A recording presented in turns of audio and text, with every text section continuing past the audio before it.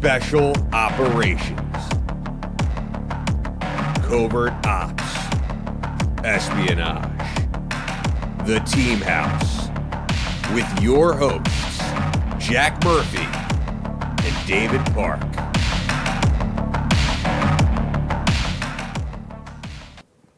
Hi, everyone. Welcome to the Team House. This is episode 170. I'm Jack Murphy here with David Park. Our guest tonight is Tio.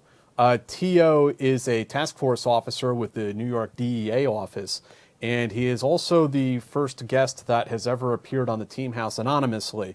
There's a good reason why. As you'll see in this episode, there are some dangerous folks out there that probably would like this gentleman dead. And he comes with good references. We know who he is, and we know he's a legitimate guy, but there are some very legitimate security risks. So, Mr. Tio, welcome on the show. Thank you very much, gentlemen. I appreciate the invite. Absolutely, man. And, we kind of start off these interviews talking about our guest's origin story. Before we launch into that, actually, you want to talk about what we're smoking, what we're drinking here tonight? Oh, yeah. So, we brought out a bottle of Diplomatico, a Venezuelan rum, which I find to be kind of tasty, and we paired that with a R&J 1875, which is nice. So they kind of complement each other. It's nice. These are, we just opened up the box. These are the Grand Toros. They're very good. And you're smoking a Corona from Arturo Fuente, Yeah, right? Arturo Fuente, yeah. Those are awesome, too. Yeah, it's very nice. So, you are actually from Brooklyn, correct? I was born and bred in New York City, and I was raised in Brooklyn, New York, not too far from here, in the 7-5 precinct in the East New York, Cypress Hills area. Can you tell us a little bit about growing up in that time frame, growing up in Brooklyn, and kind of what set you on the path eventually towards the Marines? So, I grew up in a pretty bad neighborhood, but I didn't realize that it was until I wound up coming on the job, even post Marine Corps. I didn't understand that there weren't people that woke up and kicked heroin addicts off of their stoop to walk over to school. I just thought that was commonplace, and right, I didn't realize that. I didn't realize that I understood that there was a difference when I first came on the job, and the real interaction that I had with civilians and normal people, Right. quote unquote, was when I started doing vehicle stops. And I'm stopping cars, and I walk up and I'm asking for the license, registration, and insurance. And these folks are like, "Hi, I'm sorry, whatever you said I did. I just baked scones. Would you like one?" I'm like, "A scone? I didn't even know what a scone is." I'm like, "Yeah, sure. Thanks. Get the fuck out of here, Have a good day, man." Like, I was like, "Oh." So I kind of didn't realize that not everyone was a perp. And I didn't know what a perp was until I stopped cars. And, like, this guy's just like people that I grew up with, and my cousins and my neighbors and my friends that I grew up with that were bad guys, but they're not bad guys. They're your neighbors and friends. And now I'm like, hold on, fucker. Like, why do you have 50 rubber bands around your turn signal? Unless you're a 55-year-old paper boy, Right. you're probably banding money. So that's a clue, right? Right. Step on out of the car, guy. Right, Let's speak. Right. Right. So I quickly became really good at seizing a bunch of money, a bunch of guns, to where the senior guys were like, "Hey,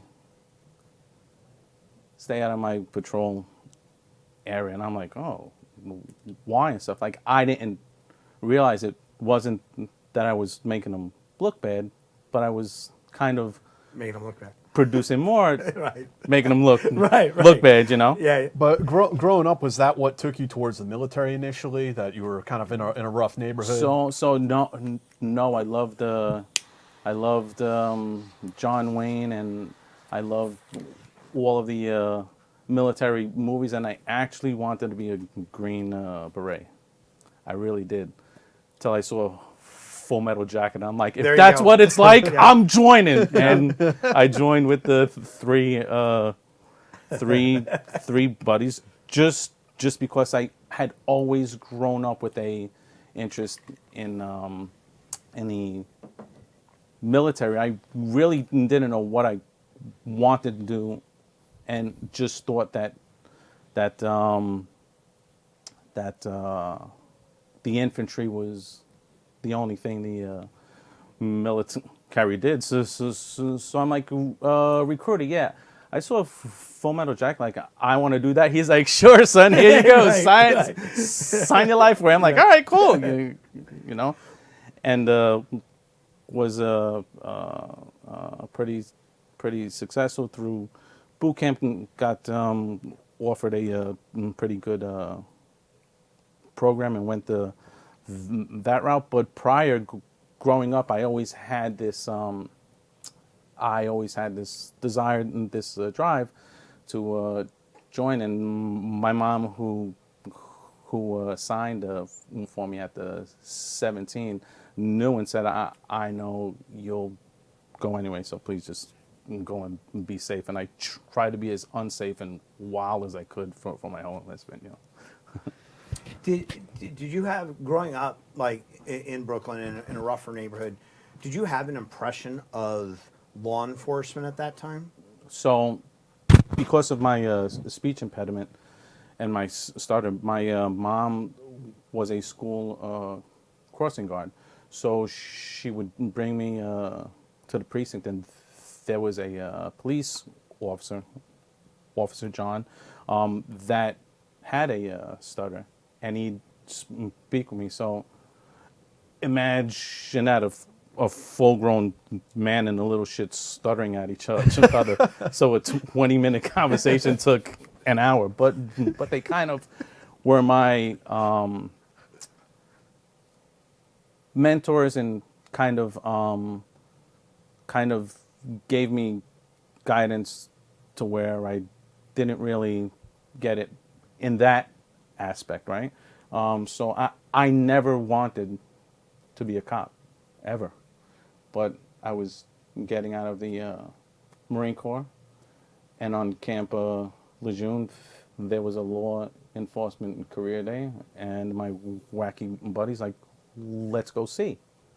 So I'm like, I have no interest in. So he's like, come on. So we walk in this gym, and there's every major police department lined up around the gym. There's NYPD, there's Detroit, there's Chicago, there's Miami, Phoenix, LA. So we're going booth to booth, and me being a city kid, like, I gravitate towards the NYPD booth, and I walk up, and probably the recruiting staff they sent was not the best to recruit the finest fighting force in the world. And they had one guy like 6'7", like 140 pounds, like Ichabod Crane style, and I'm like, this guy just looks weird.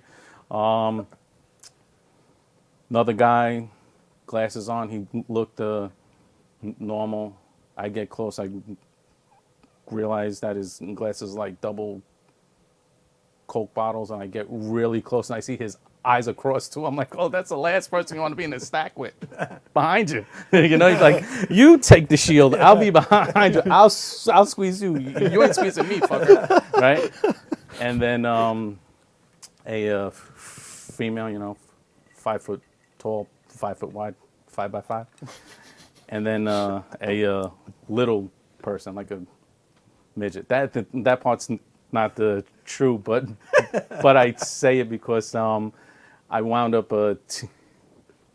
teaching a course fast forward 20 years later, and on the first break, a NYPD PD sergeant's like, yo, I had one of them fuckers on the range, and he pulls out his phone. He has a picture of this little person shooting, which I thought was great. I love him. My best friend growing up was the same name, so I have lots of love and respect. So I go from booth to booth. Any agency that I end up going to, he's standing in the corner all by himself. He's like 6'12", V shape, Sam Brown on. The guy's a rock star, and I there at his patch. I say, sir, why should I join your agency?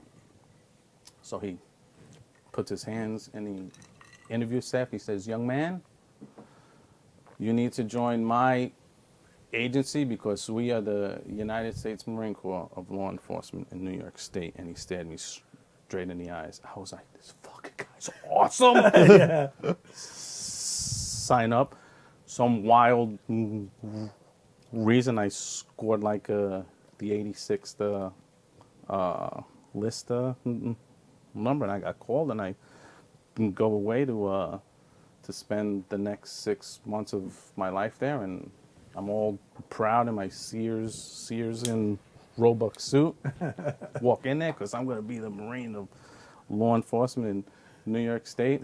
Walk in there within the first 3 minutes, I realized it was the biggest line of bullshit I had ever heard, and for the next 26 years, it was just like that, So I didn't really want to be a police officer, but I didn't want to move back in my mom's basement either. And towards the end, out of a state platoon, back then, there were no private military companies and stuff. So I could shoot and hit a target really far away, or call air and blow up a lot of shit, and there was no civilian application for it then. So I'm like, you can be a greeter at Walmart. Yeah. I was like, but I know I'm going to carry a gun, so I might as well do it legally. That kind of deal. Right. So that was it. Can you tell us about your first undercover assignment? The first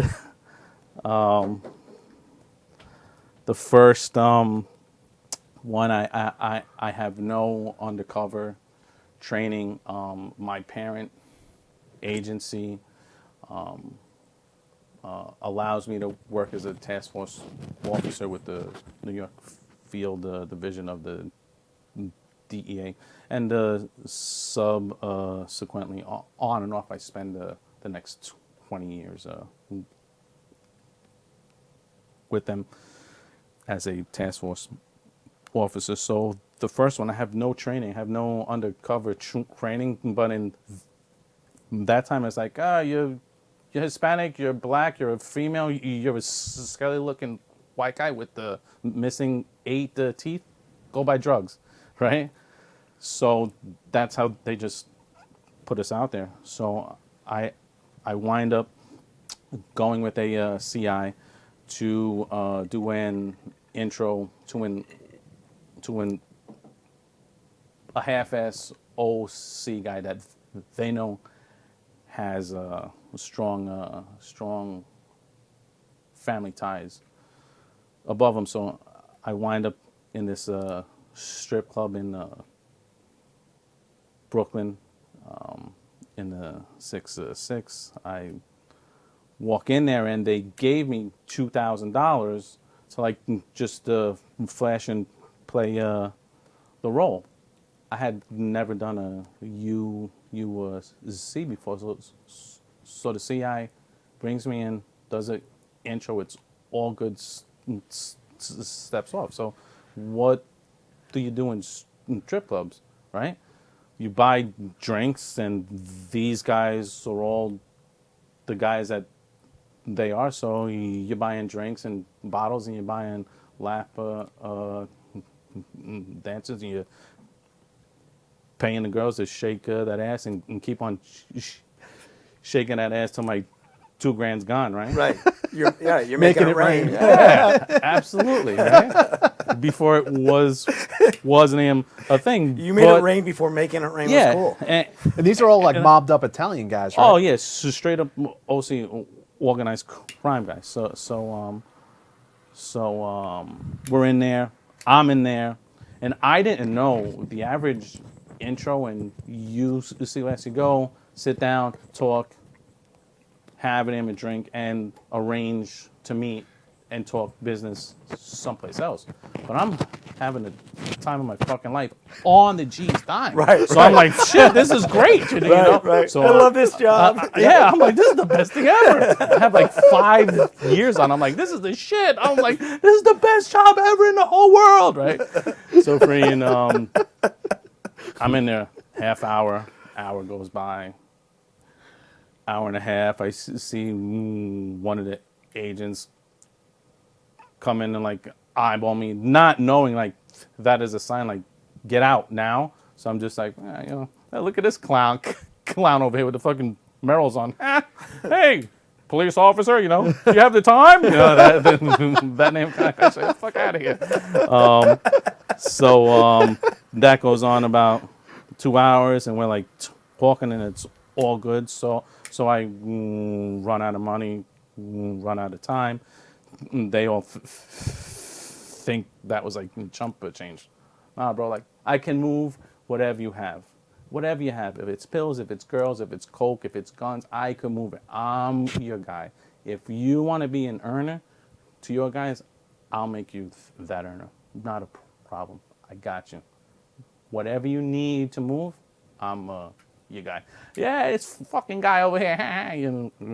So I stumble out. Now it's pitch black. There's no like cars out there, and it's a cobblestone street. So I'm like stumbling out there, and I'm like, was somebody supposed to pick me up? Do I call a cab? Like, I really don't know. So I'm walking like through the middle of all 4 intersections, and I'm like,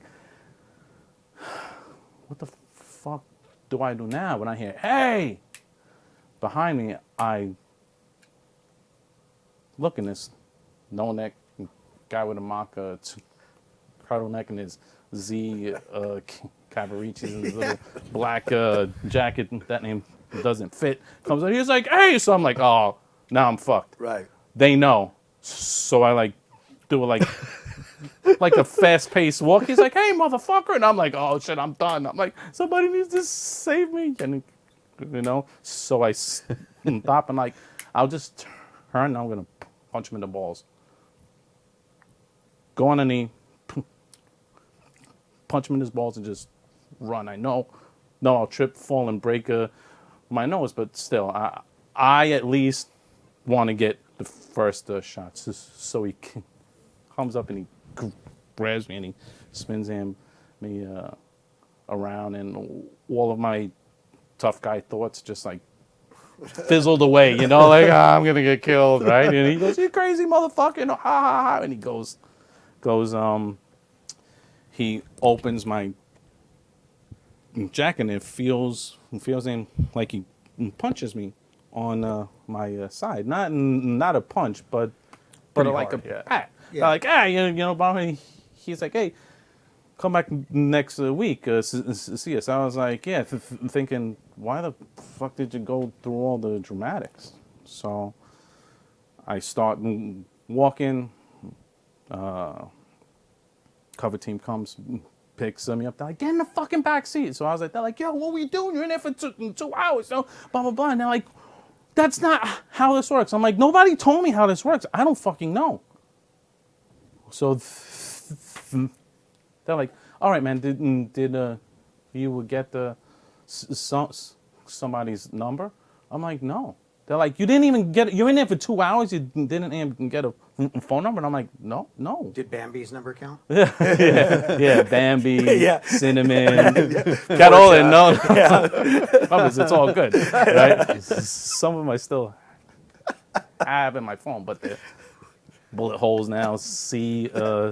C-section. C-name section scars. They're not as sexy as they were. But so they're like, yo, what the fuck? Yo, give me the damn money. And I'm like, what money? They're like, the $2,000. I'm like, $2,000? I'm like, I spent it. They're like, what? I was like, I spent it. They're like, yo, that was just money to like show that you had a knot to like buy a drink. I'm like, nobody told me that. I was out there making it rain, right? And they're like, how are we going to explain this? Oh, shit. And I'm like, oh, but he gave me this. What he had slapped on my side was 3,000 pills of MDMA.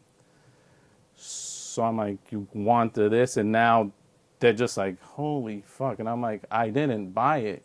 It was fronted because at that time the pills would run about $8 a pill. So they're like, holy shit. So I'm like, did I do good or not? And they're like, yeah, you did good. Yeah. So we worked that case, ordered a big, hit it, and the goal was then to try and roll that guy, and you can imagine how that went, because that case went on for like another 18 months. So that kind of deal. Let me take a second here to give a heads up to our sponsor for this show. It's Bubs Naturals, which is a health food company. These guys, Bubs is actually was the nickname of Glenn Doherty, who was one of the CIA contractors who was sadly killed in Benghazi, Libya. And I only mention that because this company works with the Glenn Doherty Memorial Foundation, and we're really happy to work with these guys. So Bubs Naturals, they make this protein powder, which is flavorless, so you mix it with literally anything. And this is MCT oil powder, which is used as like a substitute creamer that's healthier. And they also make these apple cider vinegar gummies that help with your digestion. And I know apple cider vinegar doesn't sound very good, but I promise these taste like normal gummies. They're not gross or anything. They're delicious. So yeah, Bubs Naturals. If you guys go to bubsnaturals.com and use the promo code TEAMHOUSE, you'll get 20% off your first order. So please go check them out. And then the second sponsor for tonight's show is Mad Rabbit. Mad Rabbit makes a balm for your tattoos that helps preserve them. For some of you folks out there, I know a lot of people who in the military, law enforcement, and this whole community have tattoos. Mad Rabbit makes this balm that will preserve it and bring out the colors and help your tattoos last a lot longer and look a lot better. So if you go to madrabbit.com/team, you'll get 25% off your first order there. Again, that's madrabbit.com/team to get 25% off your first order. And the links to all of these sponsors are down in the description of this video. So I hope you guys will check them out and help support the guys who support this channel. So That's great. you had your first adventure in undercover work. And for those of we have a lot of people who follow the military but might not know a lot of the law enforcement acronyms. What is a CI? So CI is a confidential informant, and depending on the agencies, city, state, and local, they also can be referred to as CS, like a confidential source. Okay.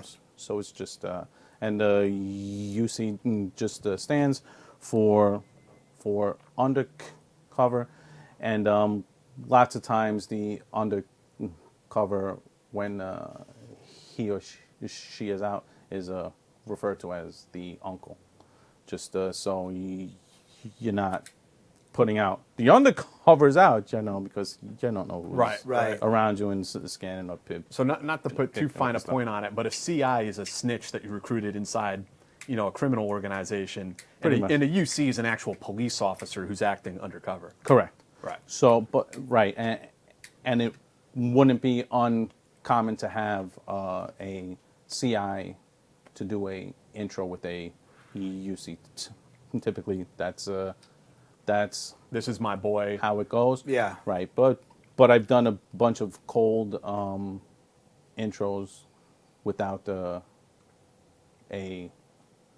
CI, like towards the end of my career, prior to me retiring from the job, I had enough experience and confidence and skill at that point to be able to identify, locate, and strike up a conversation. Make your own introduction. Yeah, yeah, and those will always wind up being the best cases. So because even though they are an informant, you really want to protect them as much as you would someone else on your team, and people become informants for all sorts of reasons, either to work off time, or for money, or for vengeance. The best CI is a woman scorned. That's true. I know where that motherfucker stash house. He has 2 guns, and there's a concealed compartment in his car, and this is that fat bitch that he's fucking, and this is her number, and all that kind of shit. They are the best, but you better work them really fast, Yeah, because tomorrow what? They get But I back with love him. him, Yeah, right. They get back with Then him. his Yeah. whole shit is moved. Yeah. Right? So, and there's some that work for visas to like stay in the country. So there's all sorts of reasons why people decide to work, and some few really just wanna get out of the life, and they feel that they are going to make a difference by turning in like a major dealer that's hurting people in lives, and some of them find Jesus, and that is their name payback. So they aren't all those greasy little hand wringing rats standing in the shadows. And I've had relationships with some for 20 years, and always keep that line, like a snitch is a snitch is a snitch. Mm-hmm. But any human beings, and some you would kind of want to Be friends. hang out with, Yeah. because they're like cool guys, but you can't, right? Right. You never blur that line, and you can't ever forget that we're the good guy. Like, we wear the white hat, and you always wear that white hat. And the first time that you compromise your integrity or develop that relationship beyond work, it becomes a big problem. It must be pretty hard. Like I think if you're on the outside of a situation like that, you're like, oh, well, you know, you're the good guy and you always be the good guy. But when you're living that life, it's gotta. I imagine that it might be hard to sometimes go like, this isn't a big deal. This one small thing isn't a big deal. So, right, evidence, and bad guys, and money. Those are 3 things. It's a hard and fast rule. So if you want to lose all the nice shit you got, your house, your jet ski, your boat, your damn vintage Corvette, your wife, your kids, go ahead and fuck around, because you gave a guy 4 decks of heroin off of a bundle, right? Mm-hmm. Doesn't work, man. Doesn't work. Do guys get the blind names cited? Sure.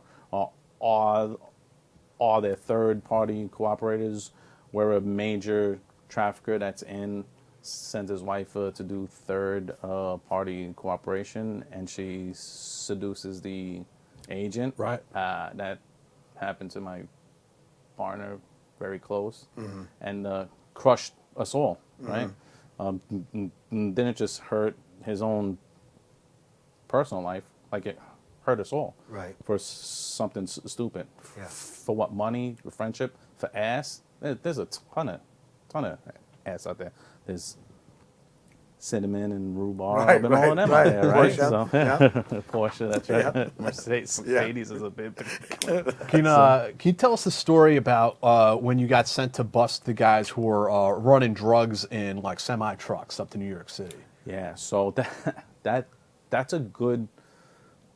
was a good complete case, because that started from a informant that we grabbed with a mid-level amount of heroin, and that kid was just super flashy, and this is my first real introduction to a real professional organization. So we hit him, we roll him, he comes on Team America and says, hey, I got this Mexican guy. He moves major weight and he's looking for them transport guys. So I'm like, well, you found your guy. His kid had flashy car, flashy wheels, big watches and chains playing up the part. So he sets up the damn intro. So I was like, cool. So I'm gonna mirror him. I don't dress that way, and you'll see guys try and fit that, and it doesn't work. When I wear like FUBU and Fat Farm, Yeah. I'm not quite pulling it off. Yeah, there are some crazy ass white boys that are some of those the craziest violent.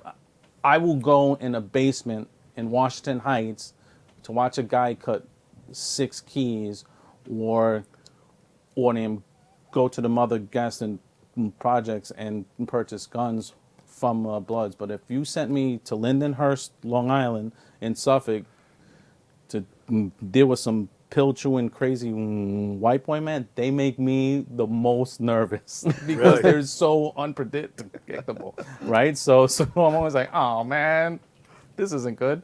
So the rule of not thumb, the law is, and I teach this hard and fast. You have to be you because they're being them. Humans are predatory animals. We all know And it. they can tell if you're being fake.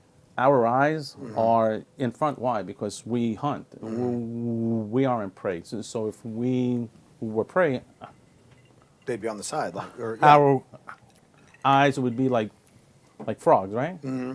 So these people, they see you, they feel you, and they know if you're bullshit, especially if they've done time upstate, feds and stuff.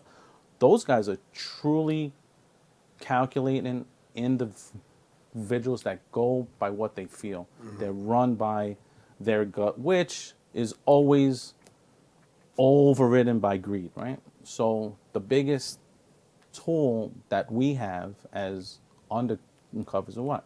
Is their greed. It's going to make them do something that they normally wouldn't do.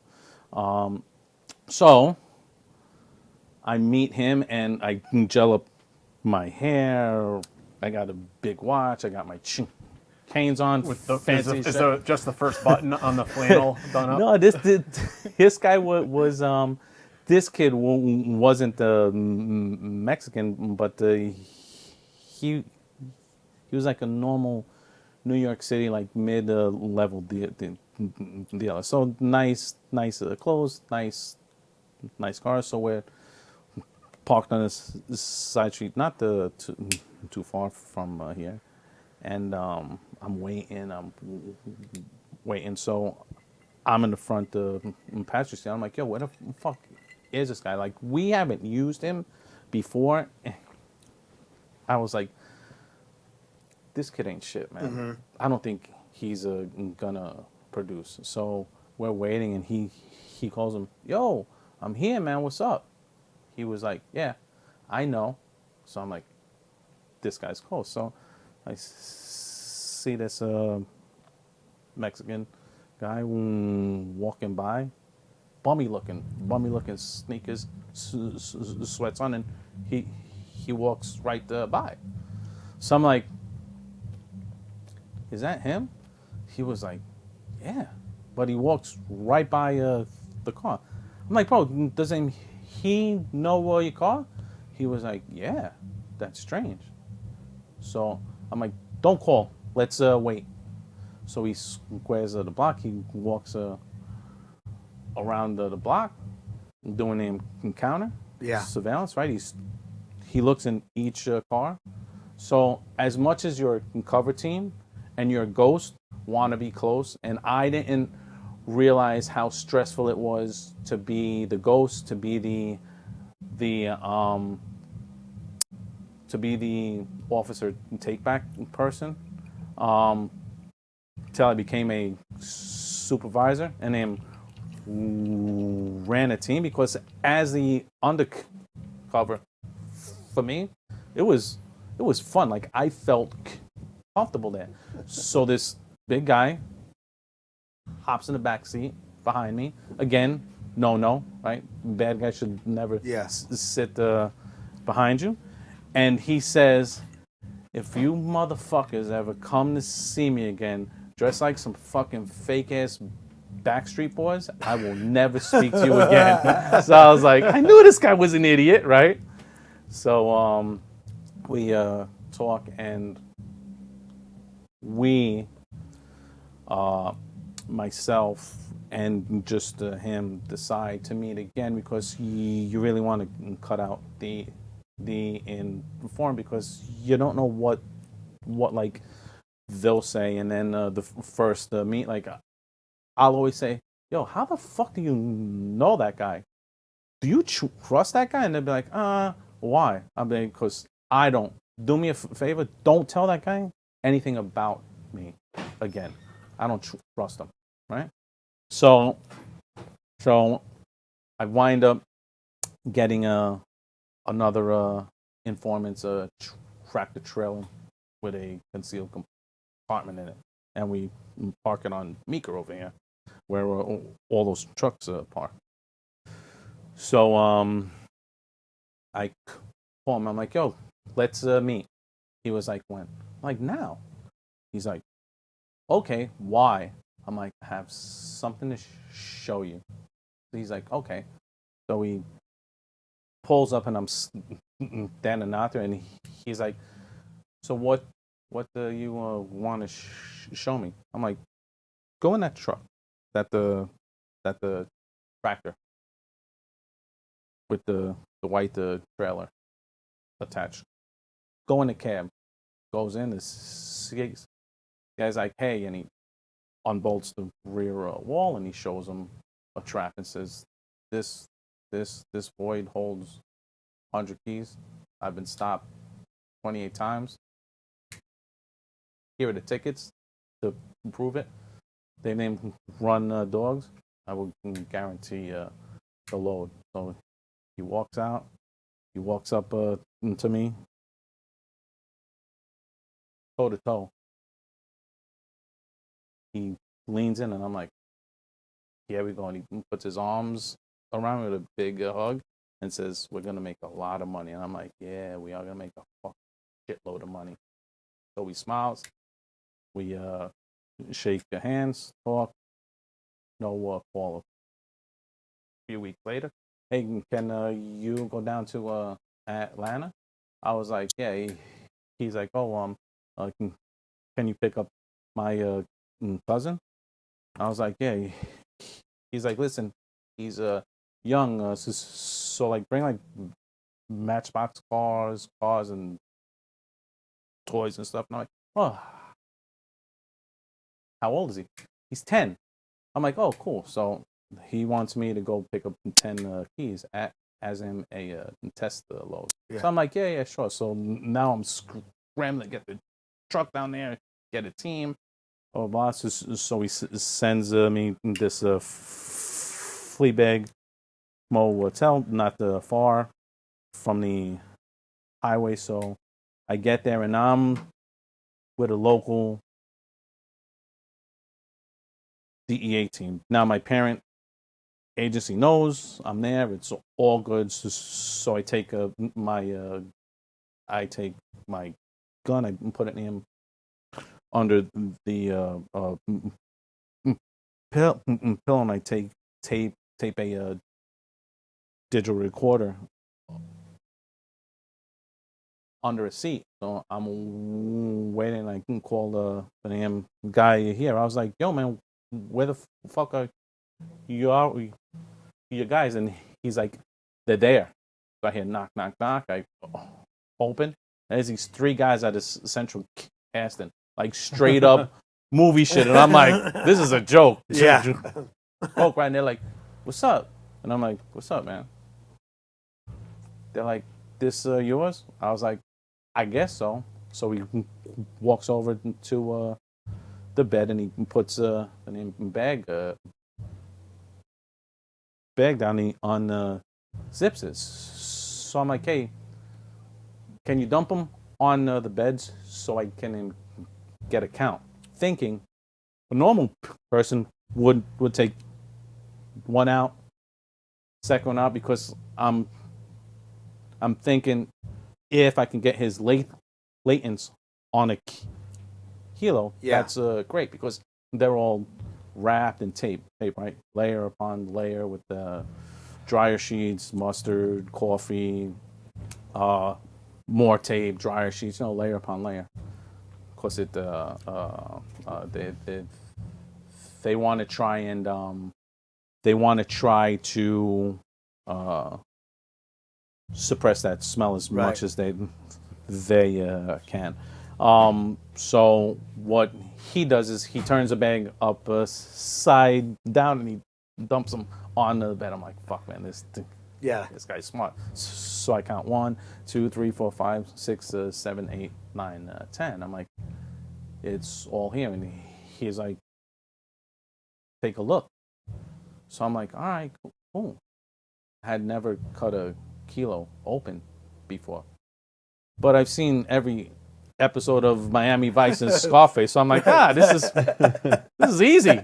So I take out my knife. I bring it in, whip out the blade. I take the kilo in the palm of my left hand, take out my knife, and I stab it. I stab it like I'm trying to kill this motherfucker, right? Boom. Well, how is that kilo constructed and wrapped? It's layer after layer after layer of what? Tape and glue. So now I go to pull my knife out, and I fucking can't. Plus, it's all so I'm like, shit. So now I'm this major trafficker that doesn't know how to cut a fucking kilo open. So I'm like, shit. So I'm like trying to pull out my knife, like, wiggle it back and forth, and it finally comes out and is staring at me like this fucking idiot. Proper way is to name cut a V in the tape and then peel off the tip of tape to reveal the powder beneath it, which is the most common way. And I'm stabbing this thing like a shank in jail. Like Jack the Ripper. I'm trying to. So they all leave like, yeah, good luck. The freaking team outside is finding cover team. It's all good. I wind up leaving. So I'm driving a rental. I'm in Georgia. I'm driving a brand new Cadillac DeVille rental with temporary Texas paper tags on it. Right?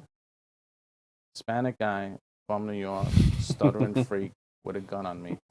I gave my creds to the team because they're going to follow me to the airport because I'm going right from there to the airport. So I am get on the interstate and I'm hauling ass to the airport because I got to make the flight to bring these kilos back to New York. So I'm doing 90, 100. It's all good. I look back. I'm like, trooper. Lights me up. I'm like, how the fuck do I explain that? So I pull over.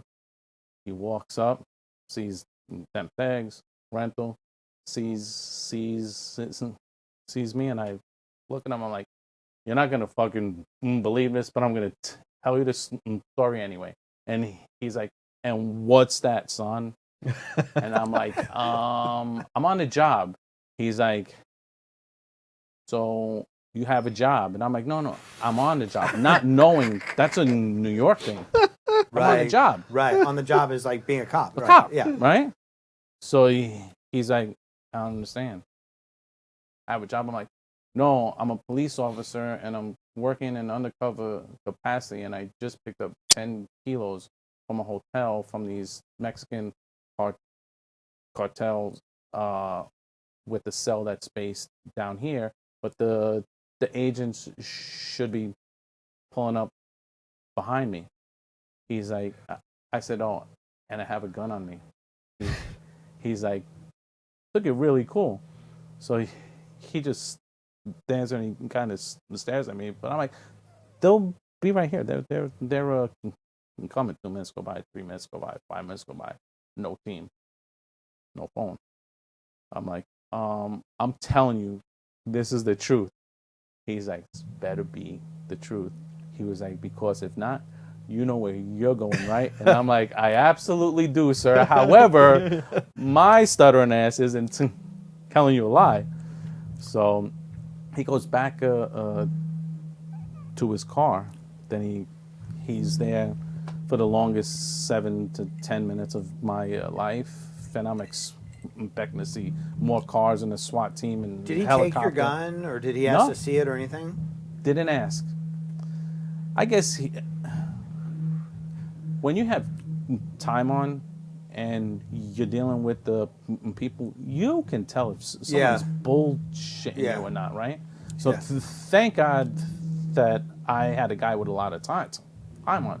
So he comes in, back up and goes, they're going to meet you at the airport with your creds. He's like, I'm going to follow you a bit to make sure that you get there. Okay. I'm like, thank God. It turns out one of the task force officers was his buddy. So he called his buddy. They broke off to follow the name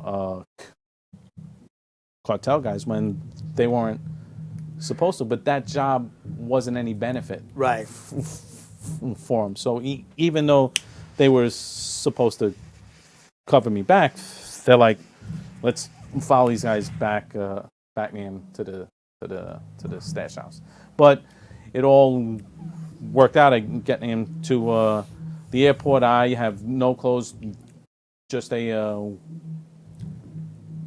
wheelie bag with 10 keys. 10 keys. 10 kilos in there. 2.2 pounds times 10. And I'm wheeling myself through the airport, and one of the wheels break off. So now I'm dragging these 10 keys of coke, leaving this plastic scar line through all the tiles and through the airport. I get on board. It's all good. Arrive then back home a few days later. Call him. I'm like, yo, your cousin's here. He was like, good. I'm gonna send my primo to name get him cousin. So I was like, cool. So I go direct with his guys. So he's a transport cellhead. So he may or may not know the customers coming. So I arrange with them direct to meet in Midtown. They come. I pass off the bag. The team puts them down. They wait till that bag moves again to like another car. Stop that car. Car stop. Hit it. It's all good. It is 10 bricks. It's all right. Guy doesn't call me the next day. 2 days go by. 3 days go by. 4 days go by. Now, if he's sending a test run with 10, it means that he has a lot. Right. Because he's willing to lose 10. Right. Yeah. So I'm just like, shit, we fucked this up. We got 10 keys and could have had, in my mind, 1 million. Yeah. Right? So I was like, guys, man, this case is done. And then my phone is, shit, it's him. I was like, what's up, Papo? He's like, we need to talk. And I'm like, all right, let's meet at this bar in Brooklyn that we always meet. He was like, no, I will tell you where. Just start making your way to the Lower East Side. I was like, all right, cool. Hang up, and I'm like, bro, the boss is like, no fucking way. He's gonna kill you. There's no way you're gonna meet. He thinks you robbed him, you snitched on him. And I'm like, I don't think so. I did. I was shitting inside, like, oh man, I'm gonna get killed here. But I had another sense like, nah, man, You want to play it out. it'll be all right, right? Because most dangerous thing in this line of work on this side is to be overconfident or let your ego guide you. You're dead. But I'm like, I have a good feeling because prior, like, I had met this guy for drinks and dinner and went smoking and all this kind of stuff. Like, the guy was really super nice, cool guy. And we had met a good 25 times between that. So he brought me home to his house here. So I convinced him, but they're like, we pick, and they loaded the place with the UCs. I had 6 ghosts inside. I had 2 in them tables outside, 2 in a car, and a heavy van with the tac vest and long guns and helmets and all that kind of stuff. Just saying, waiting. So he gives me a spot. It's in the Lower East Side off of Essex, and I'm like, no, I can't go there. Why? He's like, I was banging the owner's daughter, and it didn't really work out, so it'll be ugly. Let's meet around the name corner. He was like, fine. So I set up the name team on there. They named pick him up, watch him park, walk over.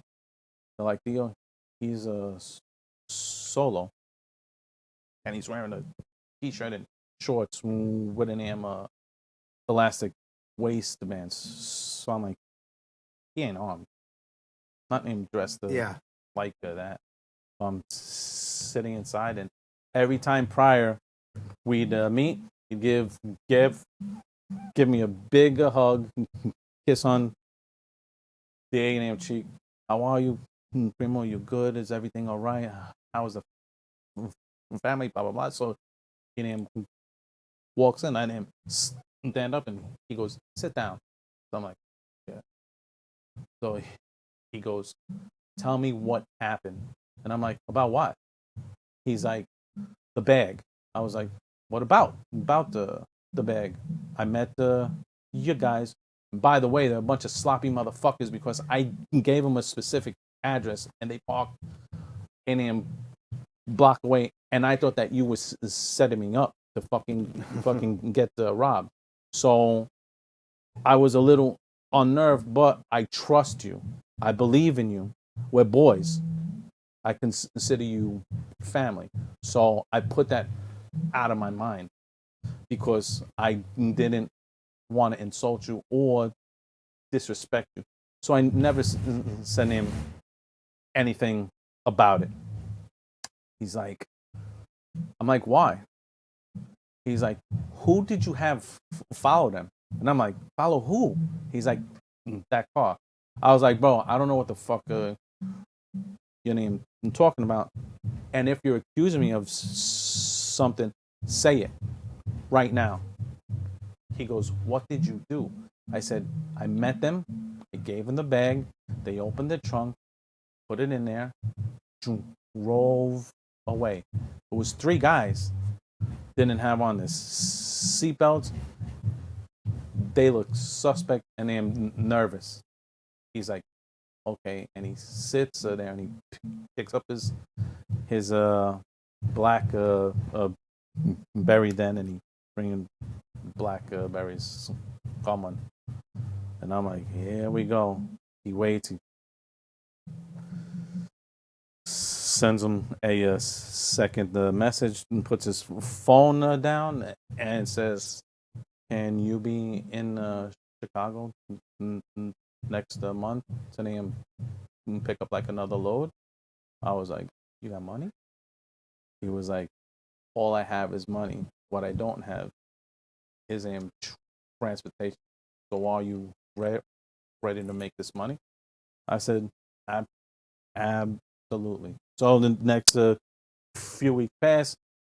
We meet a bunch more, um, hanging out, drinking, restaurants. Um, Turns out to be a really nice guy, right? It just so happens that he's a transportation seller and here, so it's all good. Um, he's like, let's meet. We meet. The job is to go to Chicago and meet one of his guys there to name bring a load back. I'm like, yeah, sure.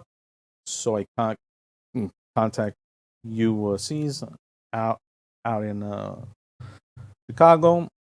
They name have a truck. They meet this guy at a truck stop, which is very common, right? Passes the bag. The agents fly it back. It's all good. It's more than 20. It's a it's a substantial amount. It's 3 big weighted bags. I won't give the exact count because it's 2 and 2. So call him. I'm like, yo, it's here, man. He was like, oh, that's great. Let's meet. So we go to meet at the same restaurant in Brooklyn. I have a habit of when I sit down, I put my phone and my keys on the table. So that day, I borrow an agent's car, a clean car, a Jeep.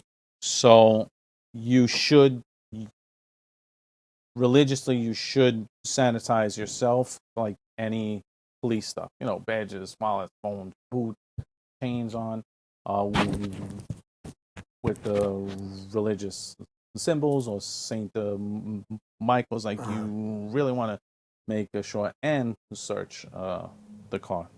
Hey, agent's like, no, man, it's all good. I'm like, yeah, that's cool, but I'll toss it.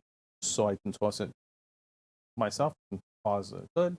I go meet him, walk in. He stands up with his arms out with a huge smile. He's like, Primo, we did it. And I was like, we sure did. I walk over, I put my keys and then phone down. I give him a big hug.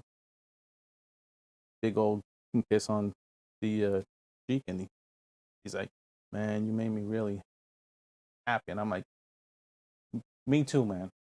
So he sits and I sit. I look at the keys and the agent had a handcuff key on his key ring.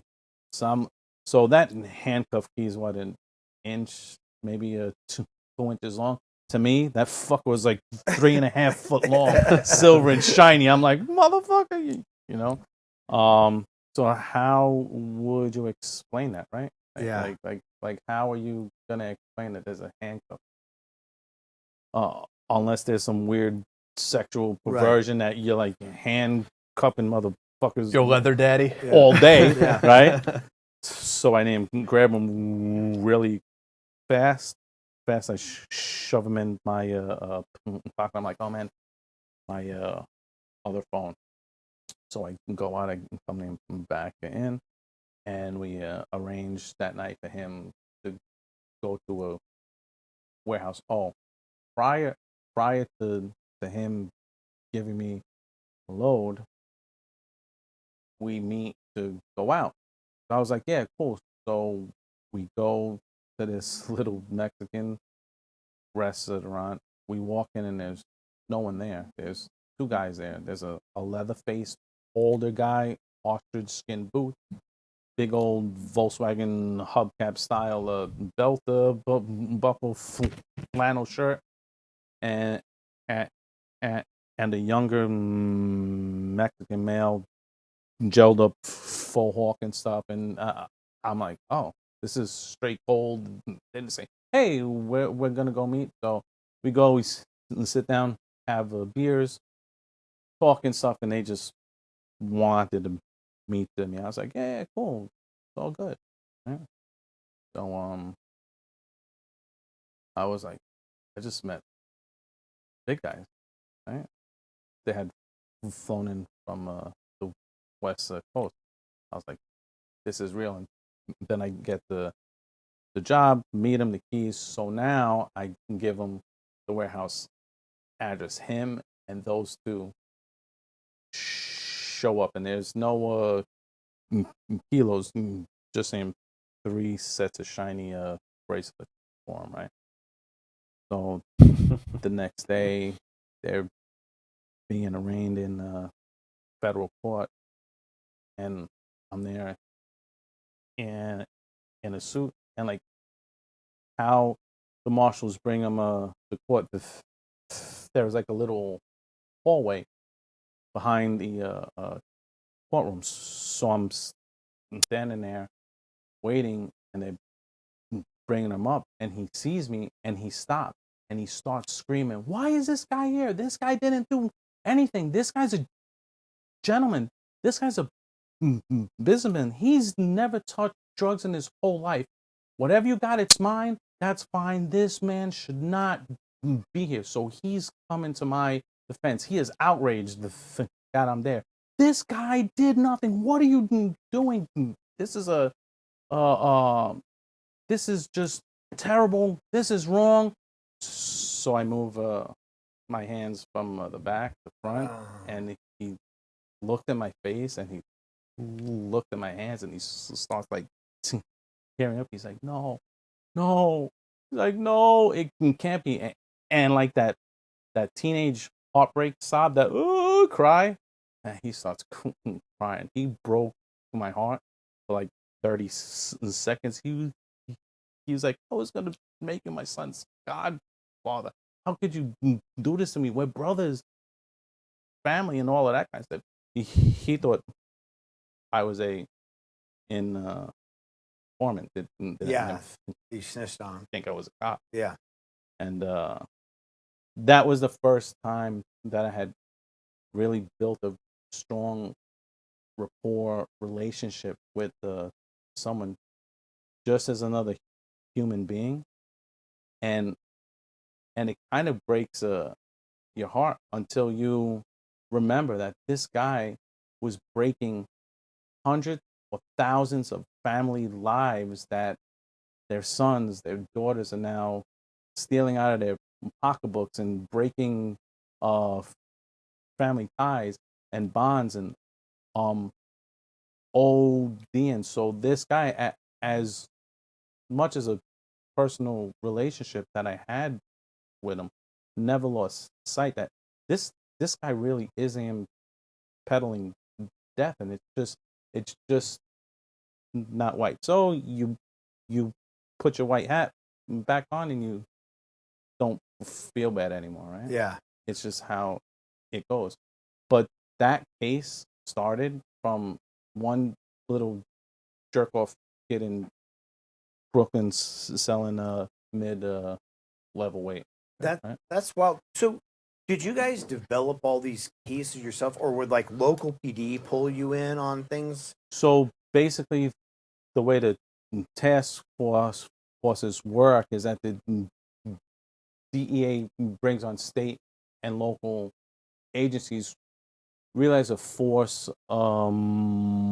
multiplier, and you wind up getting a task force credentials and vehicles, and you do have the same authorization and powers agents have, while you are deputized. So a lot of these cases just generated by us. Okay. Right? So you'll have state and local guys coming in from their own commands, narco, gang unit, guns and stuff.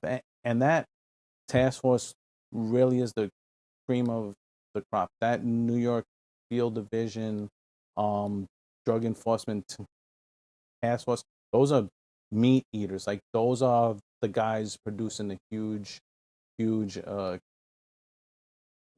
cases and doing 1,000 hours surveillance, pissing in Gatorade bottles and that kind of stuff, and freezing in your car with the car off in January because you don't want an exhaust signature and feeding them for a Marlboro, and you can't smoke because right. So those are the guys that are really doing it right, and they are the ones that are producing cases. And the more cases you work, the more confidential sources you develop, and those guys really are your bread and butter, right? So people shit talking down, hey, he's a rat, he is like a snitch, and regardless of what their motivation may be, vengeance, time, money, you wouldn't be able to develop these cases without. Right? Can you tell us the one about the Hellraiser's Ball? Oh, That sounds like a crazy one to me. I was on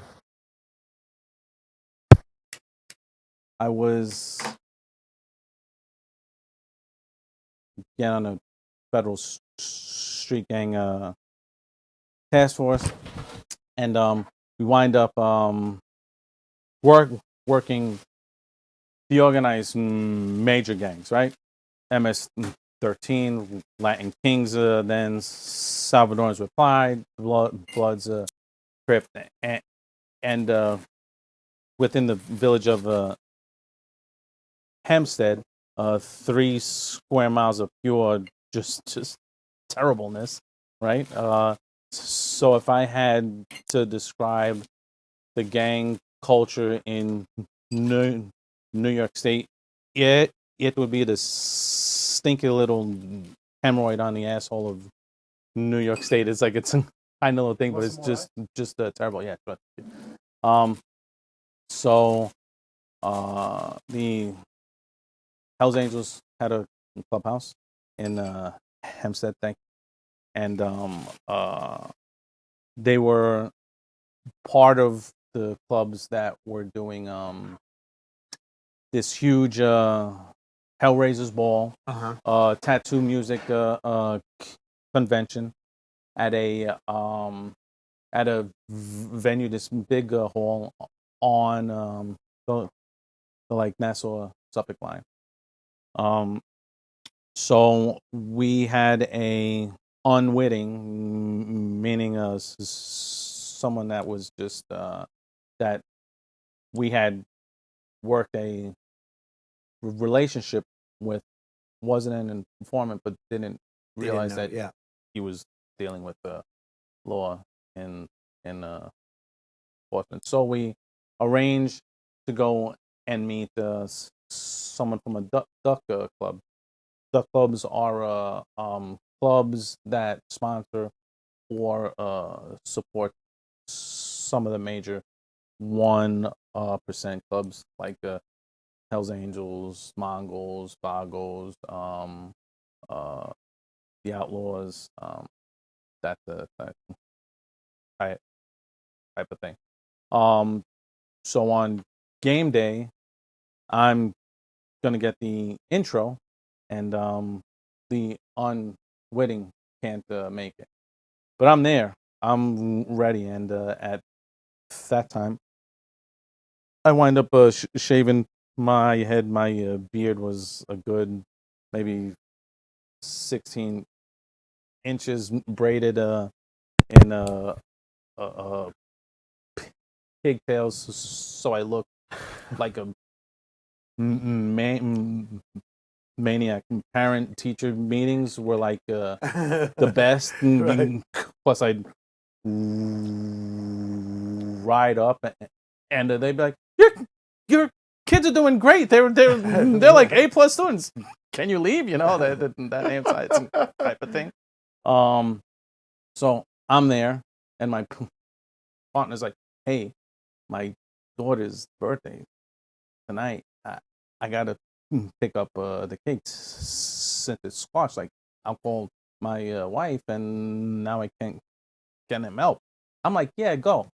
We didn't think, no one thought that there would be a problem because there were HA clubs from all over the U.S. and Sonny Barger was there, who just recently passed, and Chuck Zito, who was active at that time, and he was on Oz and later Sons and stuff. So major players, plus all of these support and like duck clubs.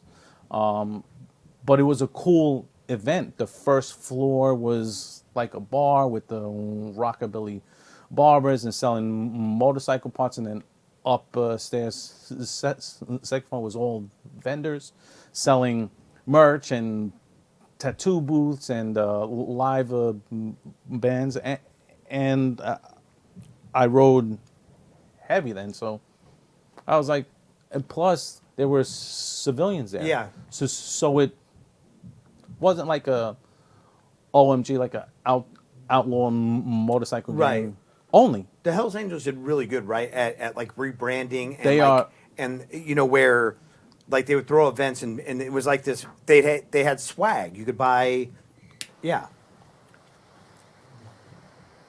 They merchandise themselves better than anyone else, and they are on copyrights. Like, don't knock off a HA trademark item. It isn't going to happen, right? So, and everyone that I had stopped during my uniform career was always very respectful, never gave a hard time, always aimed shut off their bikes, weren't aimed smart asses, right? Because they knew better. Like, why cause a bigger problem than what this may be? Very, very smart. Right. So I felt good going in, and there was a Nassau County special investigation squad detective that name does bikes in there in plain clothes, because this was like a huge intel thing, and there was a Nassau County intel trailer outside and taking pictures, but those guys are like they're like mob. They'll like look and smile and wave because they know what you're doing, and like they expect their pictures and their plates to be taken. So there's thousands of people in this venue. It's cool. Walk around. I buy swag. I'm leaving, so the front door was like the world's greatest choke point. The two side doors are locked, forcing everyone to go through a revolving door. Right? We never go through revolving doors. So when you go through the revolving door to enter the venue in the lobby, on the right was a HA club out of Mass selling swag. T-shirts, hats, bandanas, stickers, support stuff, right? They're a whole like 8 foot. The guy behind it was like 8 foot tall, huge beard, gigantic man, 300 pounds, savage gorilla animal, right?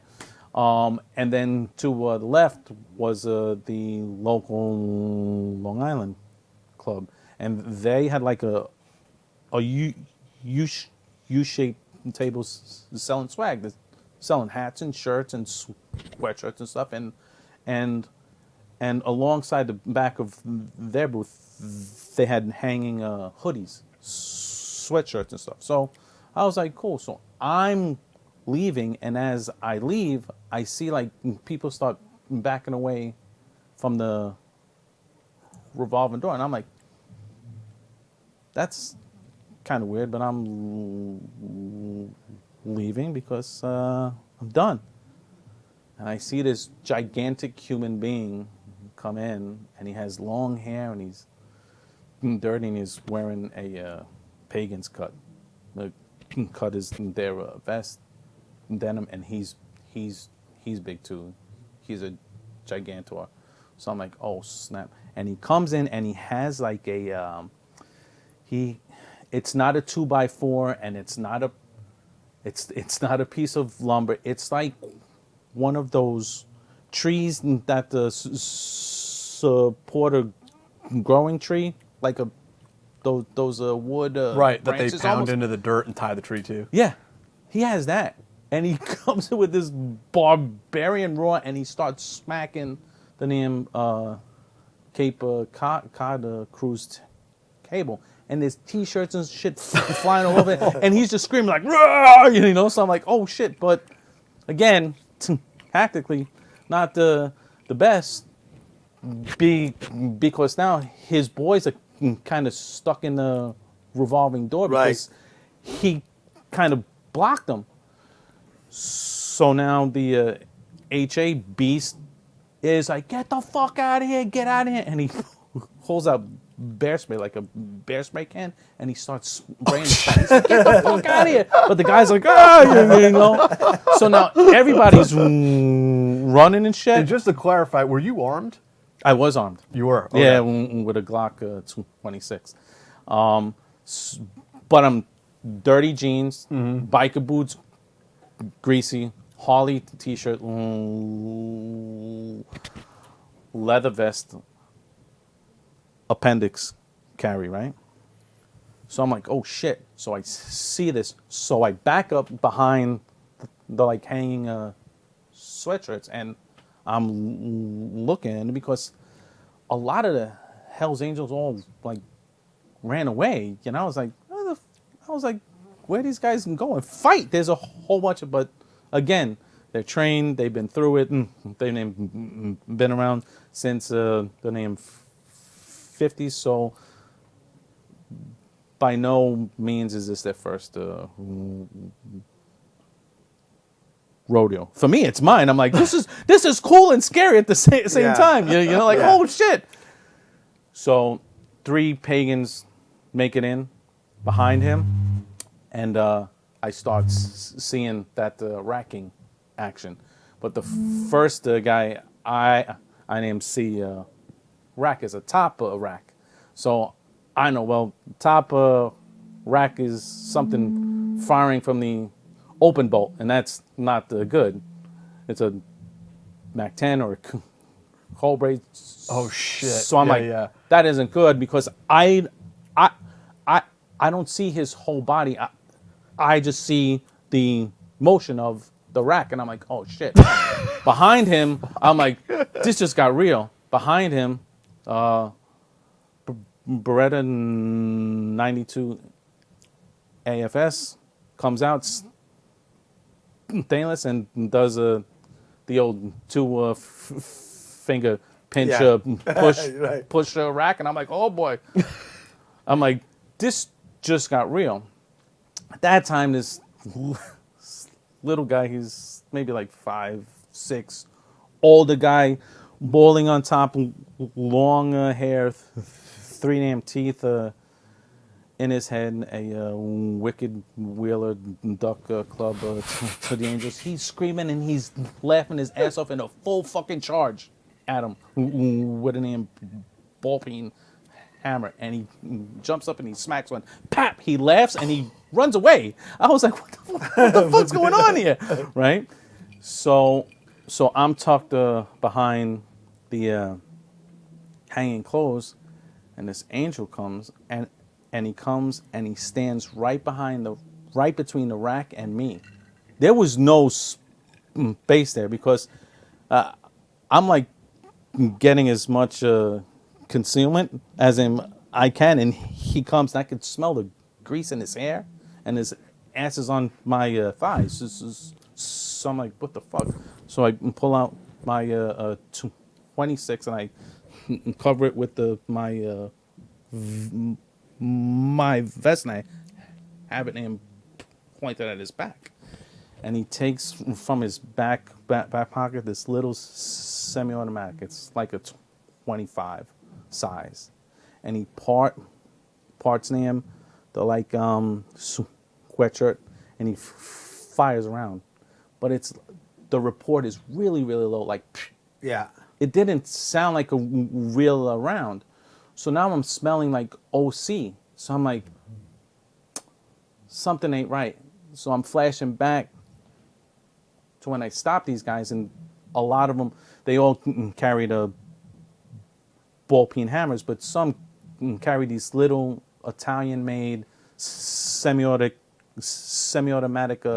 6-round slide mags and stuff.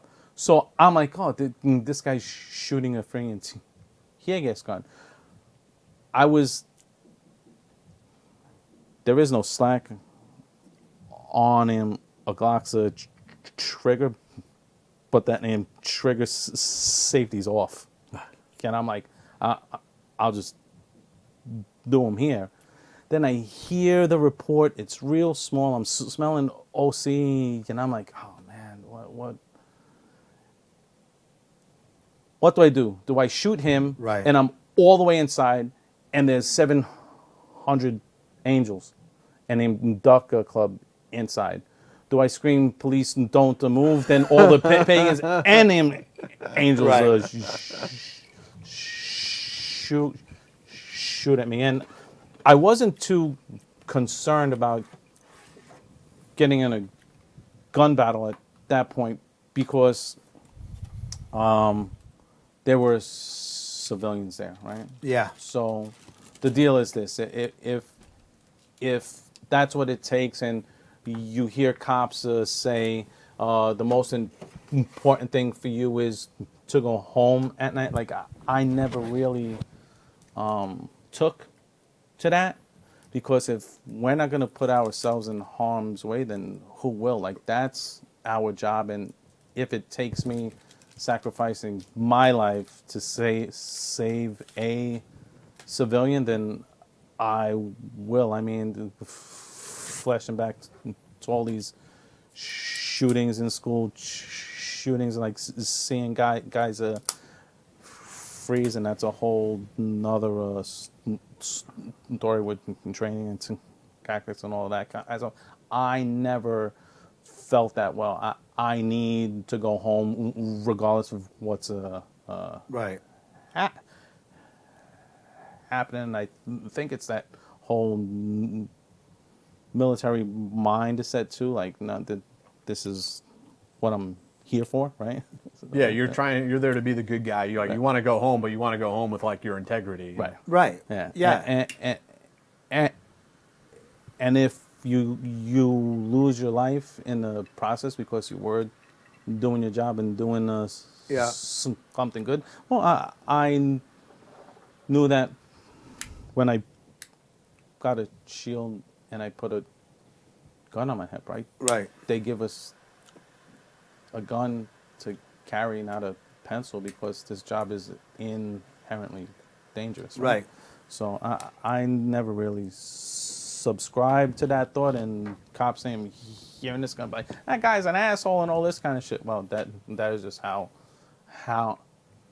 like I feel, and you'll hear other undercovers with a lot of experience say, like, if you're gonna do a deal and you don't feel butterflies in your stomach, that's wrong.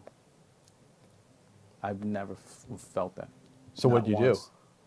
So what I do is I kind of step back, and he puts it in his pocket, and he runs up the stairs, and he disappears, and I don't see anyone go down.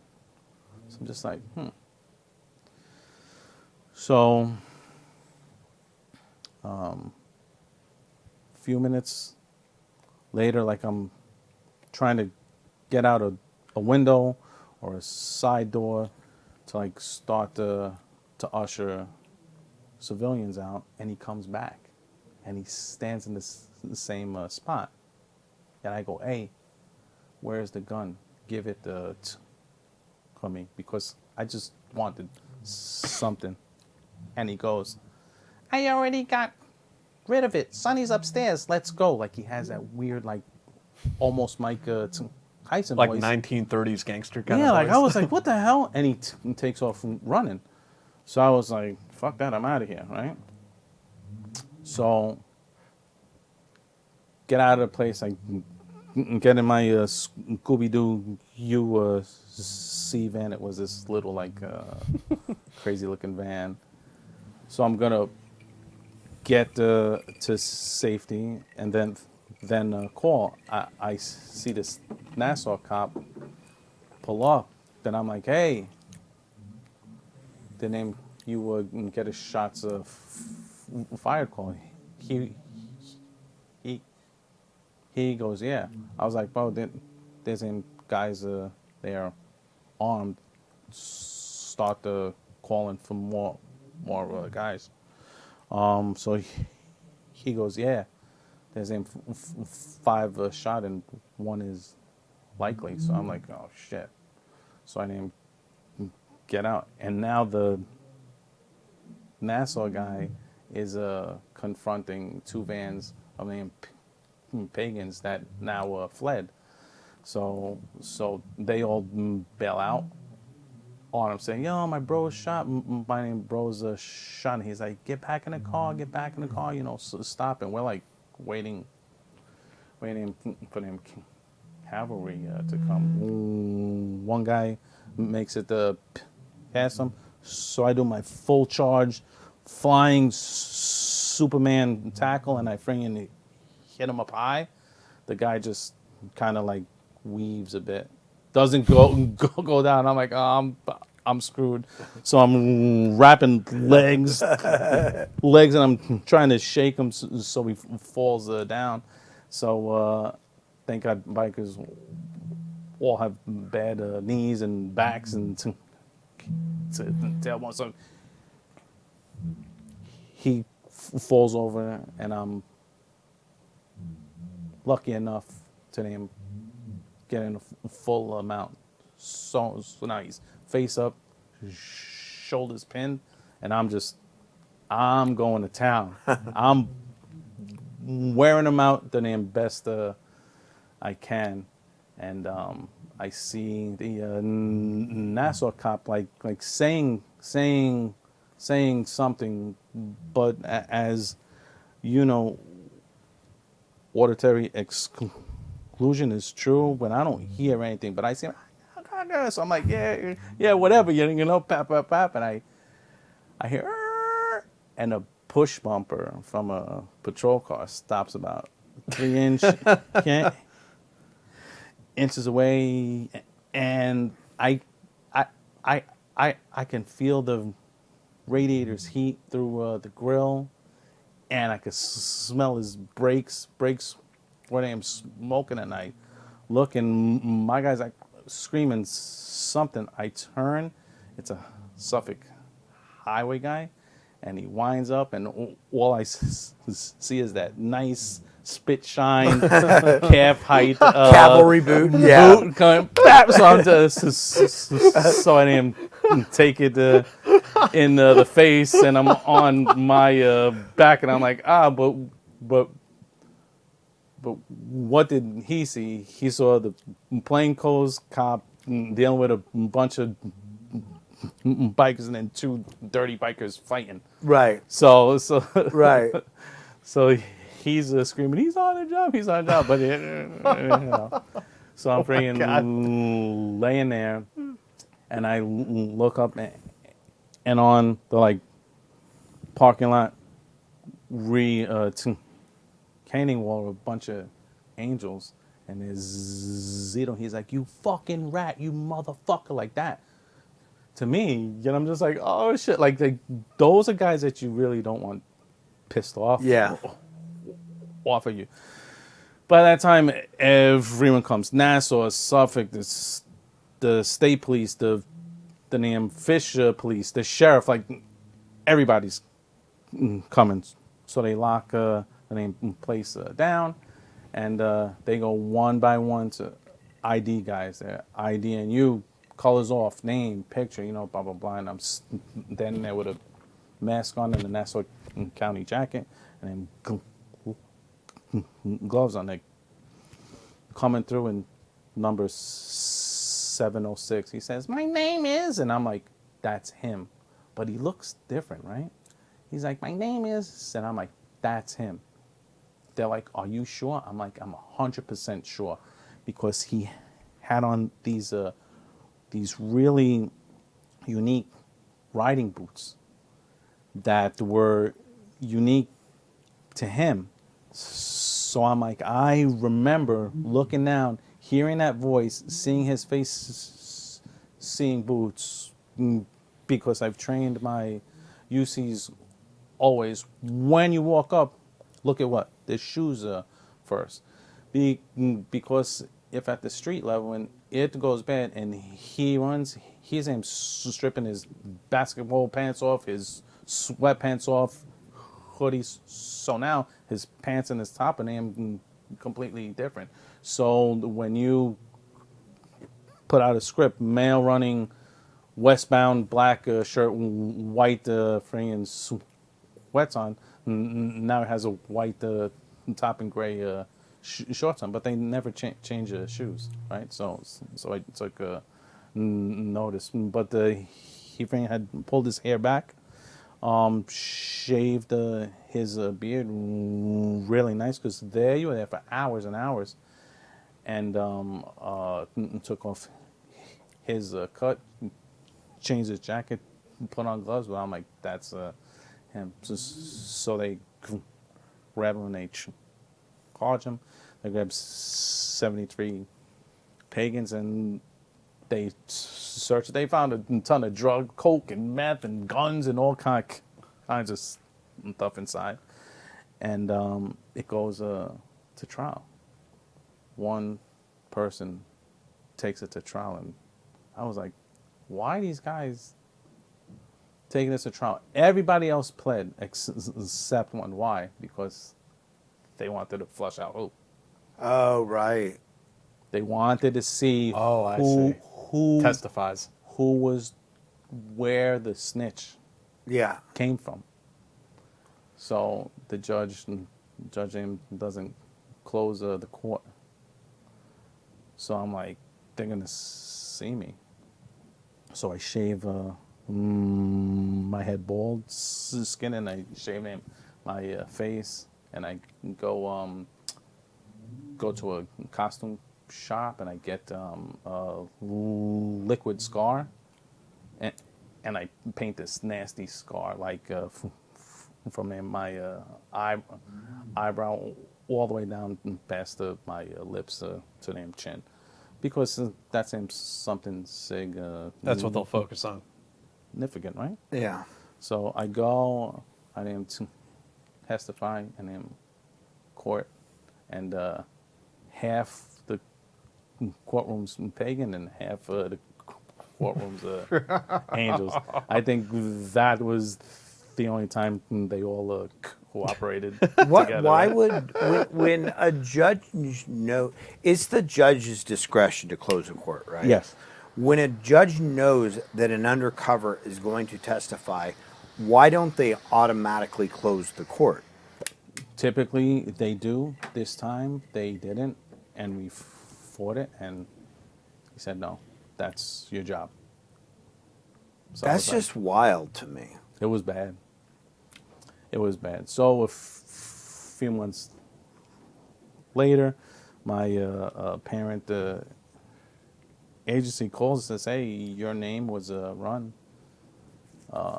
at a police station. Oh shit! Out of country. And I'm like, they're like, that is the only way that they flagged it.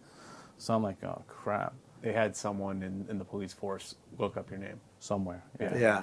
Yeah. So they're like saying, When they do that, what pops up because you're an undercover officer?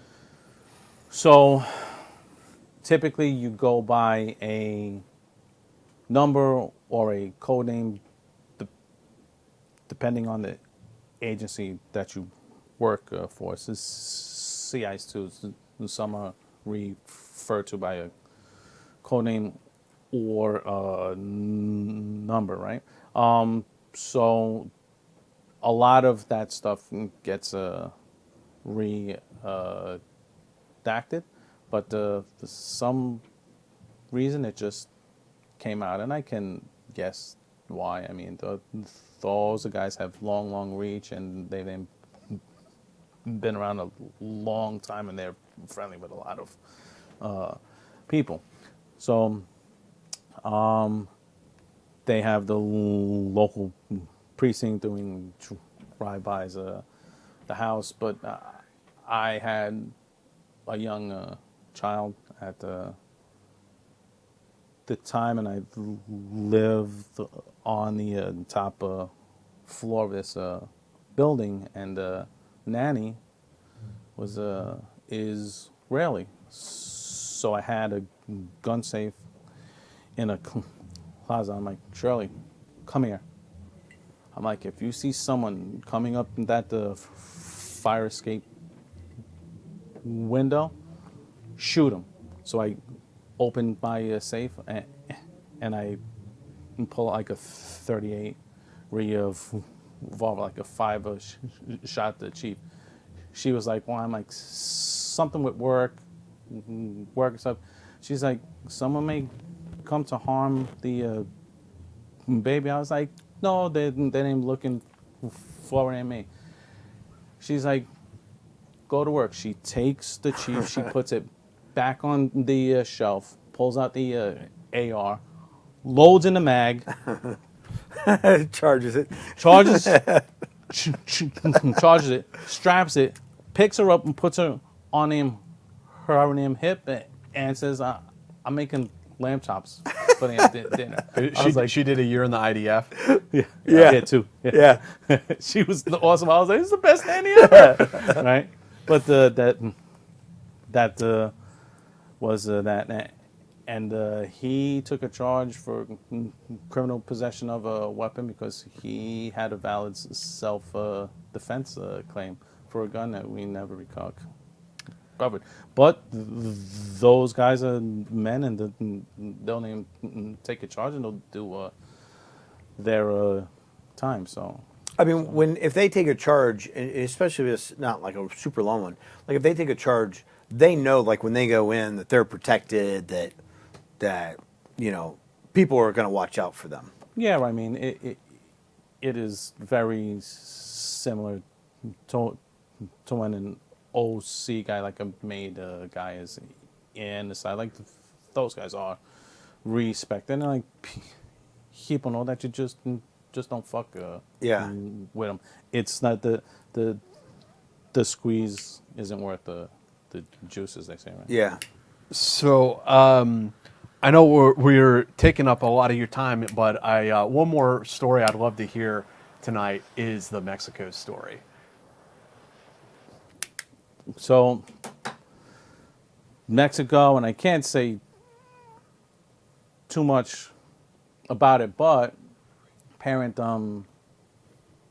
agency, again, it really depends on who's like in charge and what kind of risk they are willing to accept, and really what kind of cop they were prior, right? So you'll meet guys that were the carpet walking mouth breathers that are now a colonel that Right.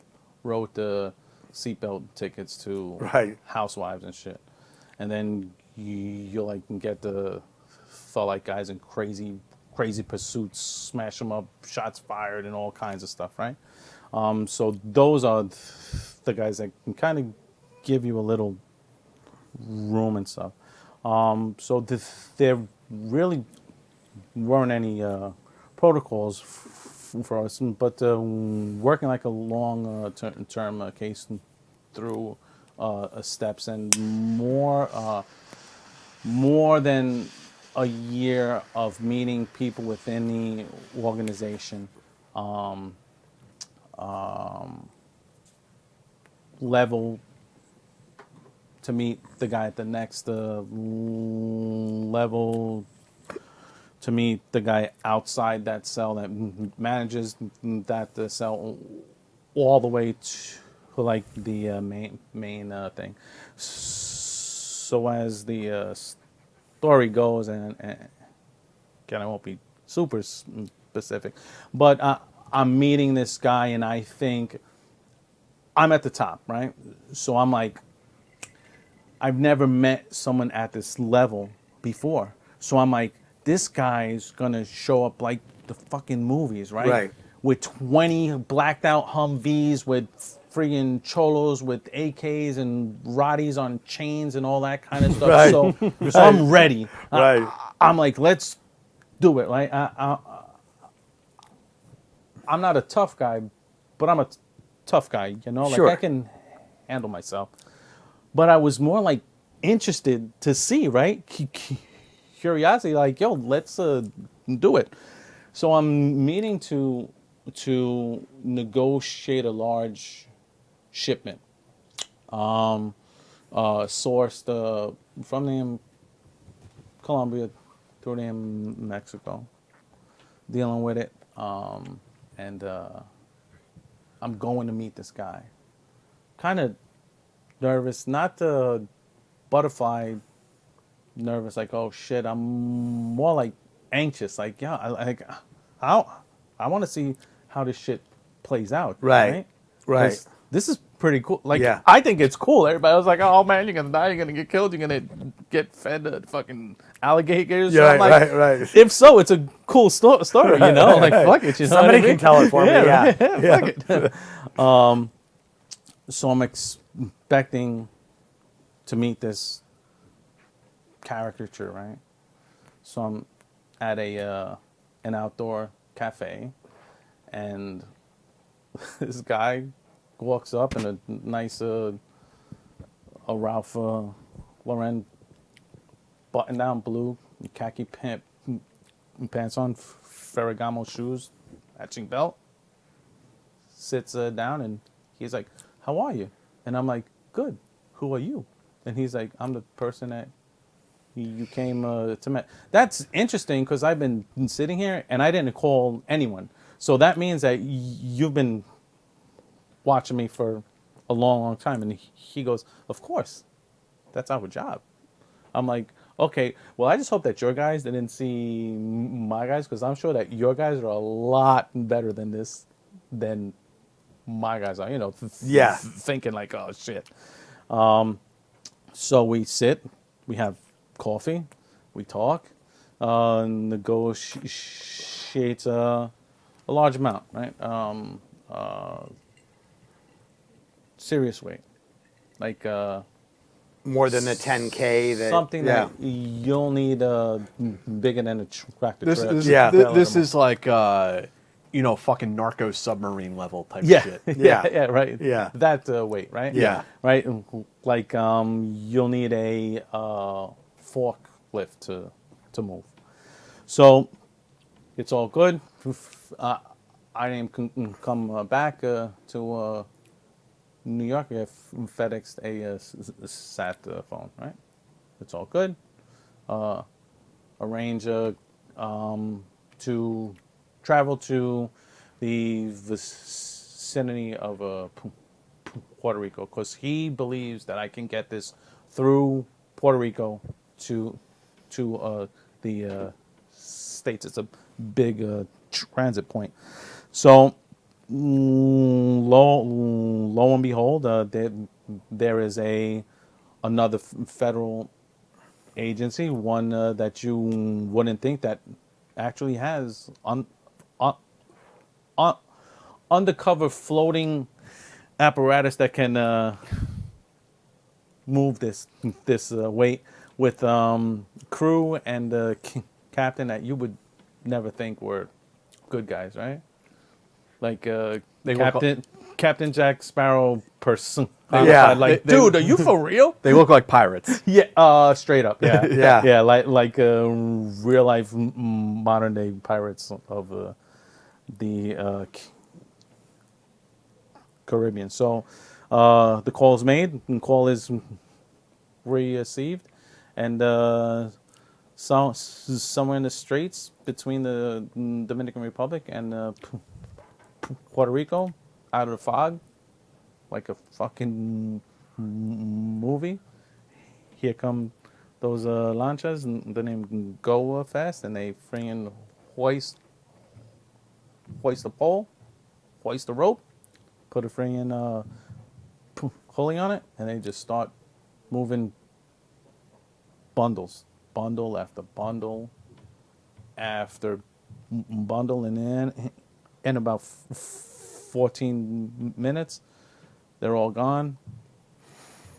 Ropes off, pole down, and they're back in through the fog. Pretty amazing. Like, I had never thought that happened the way it did, and then to be part of something like that, to be part of the negotiations, and then to see it come into fruition, sitting back now, I'm like, bro, that was fucking cool, right? Yeah. So it's always interesting on my part now. Like, you'll hear guys say, well, I was in undercover, and that really is God's work. But like everything else, there are levels, right? I was fortunate enough to be with very proactive units, to been with great interagency task force that guys were, let's fucking do it. We don't know how this may turn out, but let's do it. So always been very fortunate to have high level targets, to have good CSs and CIs that could make that happen. Out of curiosity, for like a DEA task force, how much of a percentage would you say it was that ops were driving the intel, or the intel was driving ops? Would you go out and conduct like these low-level ops in order to work your way up, or that you knew where you wanted to go and then you would try to figure out a way in? It kind of really was intel driven to initiate the case. But then once the case is initiated and it starts to unfold, you really can do it operation driven, to where you're targeting certain elements within the same organization that you can wall off to name, develop the case more. Like, okay, I'm on a wire, and now it's spun off to his money guy and his transport guy and his drivers within the name transport cell. Okay, so we've been up on this wire 8 months. Can we pick this guy off, this low-level driver with like 3 keys, because we know that he has 3 baby mamas, he's paying 3 rents, he has no damn money on him, his phone, is this guy the weak link? Like, let's say target him because he'll roll, get him in the box, bring him in on him team America, defer him, kick his ass out, and like, you're fucking working for us now, right? So you don't fart unless you call and ask permission to fart. Yeah. Right? So that name kind of thing. So it's really both. It just depends on the target and depends on the case, and sometimes depends on the product, right? Yeah. Right. So you'll see then cocaine wire that they'll get 30 damn kilos in, and now it's sold, the counts are done, and they're rich. And they're buying watches, and they're buying X5s, and they're buying a fucking SNAM 5, and they're in the clubs, and they're popping bottles, and then in 2 weeks, they're calling guys for money to put minutes on the drug phone because they're fucking broke. Right. But you'll get marijuana guys that they're always fat name with the name cash, and there's always guns. Why? Everybody smokes weed, and there's always cash. Right. And those guys are people don't like doing weed cases. I'm like, you have to do them at that level because there's so much money Yeah. involved. And now as you start to see the legalization come here, and like as they start to issue licenses to sell it, you'll start seeing these guys getting popped. Yeah. They're gonna be getting robbed left and right. They already are, because everyone knows the weed man has cash. Yeah. And that literally is a cash crop, and you could sell it anywhere. Yeah. Yeah. We got through like a quarter of the stories that I wanted to ask you about. We're going to have you back again sometime. Sure. But let's get into some questions from the viewers. So we'll get to Isaac's question first, so I don't forget that. Sure. Let me pull it up real quick here. He asked it on our Patreon. Join our Patreon if you want to get these episodes ad-free, by the way. Yeah, tons of bonus content, and you get some questions answered.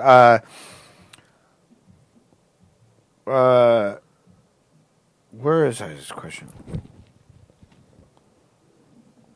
Has your opinion of the war on drugs changed over the years, and what is your opinion of the war on drugs? So, I think it is necessary. We need to have that enforcement action, right?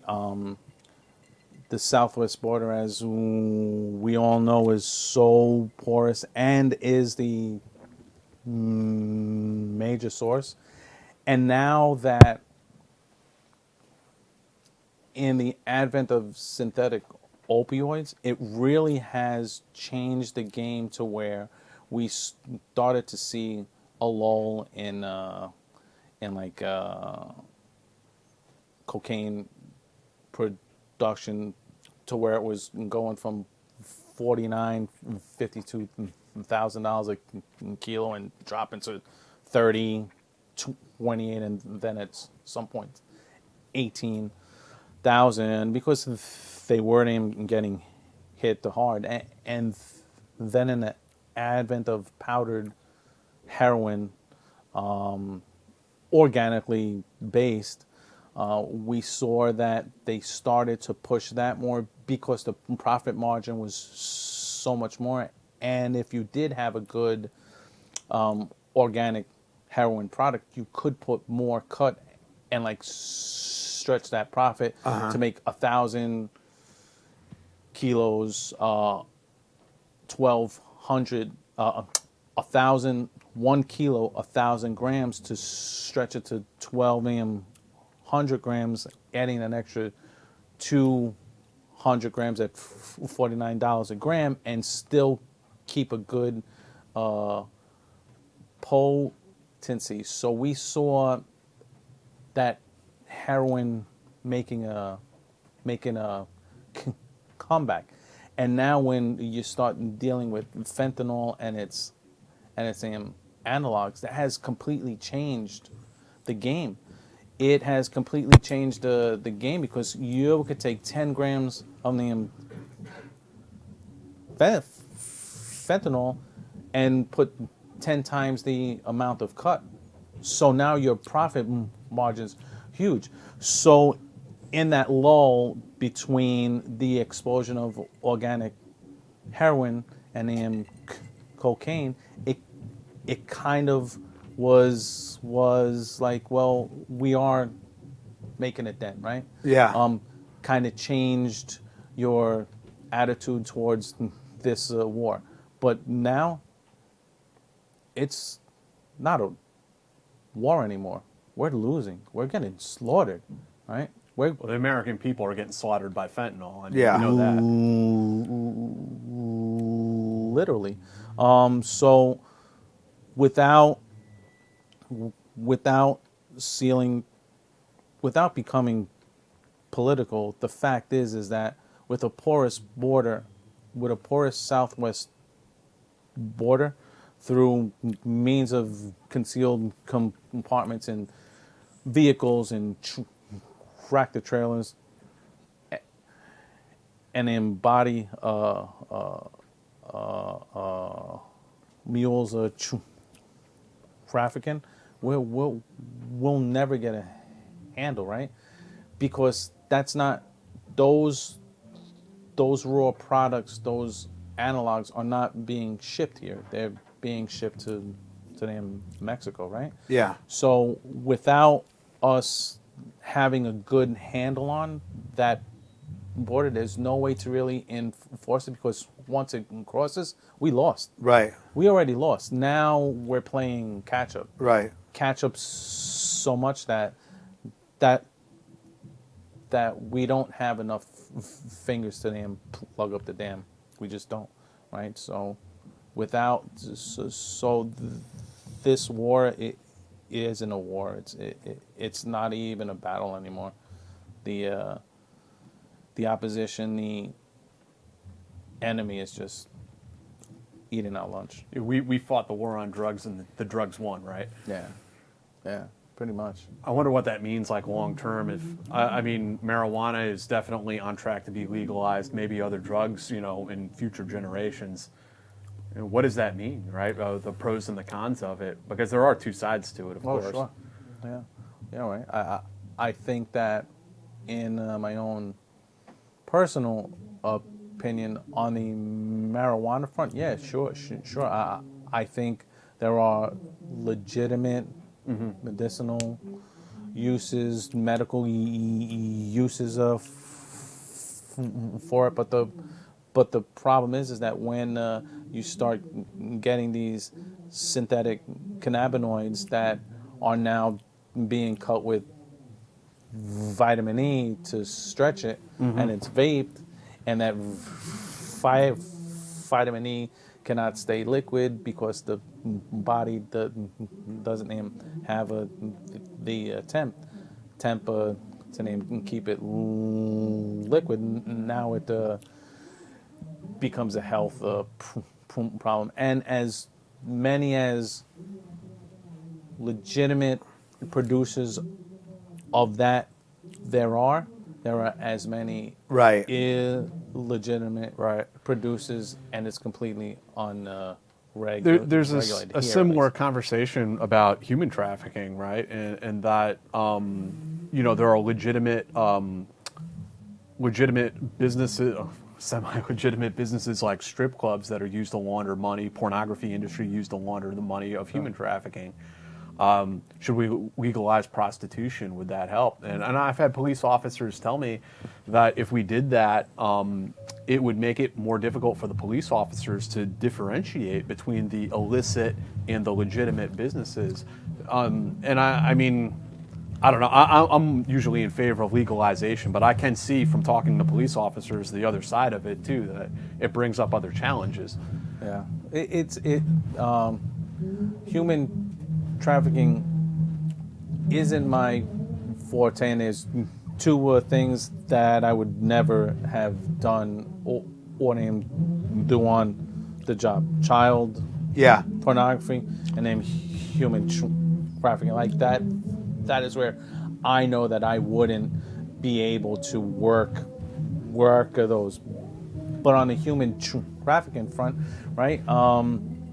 It's very difficult now to figure out who's being trafficked and then who's not, and even trafficked as a 14-year-old that was born and bred and then grew up in Queens that now is being prostituted by a guy that's savvy. Even when you bring those girls in, they don't think that they're being trafficked, right? Right. So like that is like another hurdle. Yeah, Right. So that's a huge problem. So it's just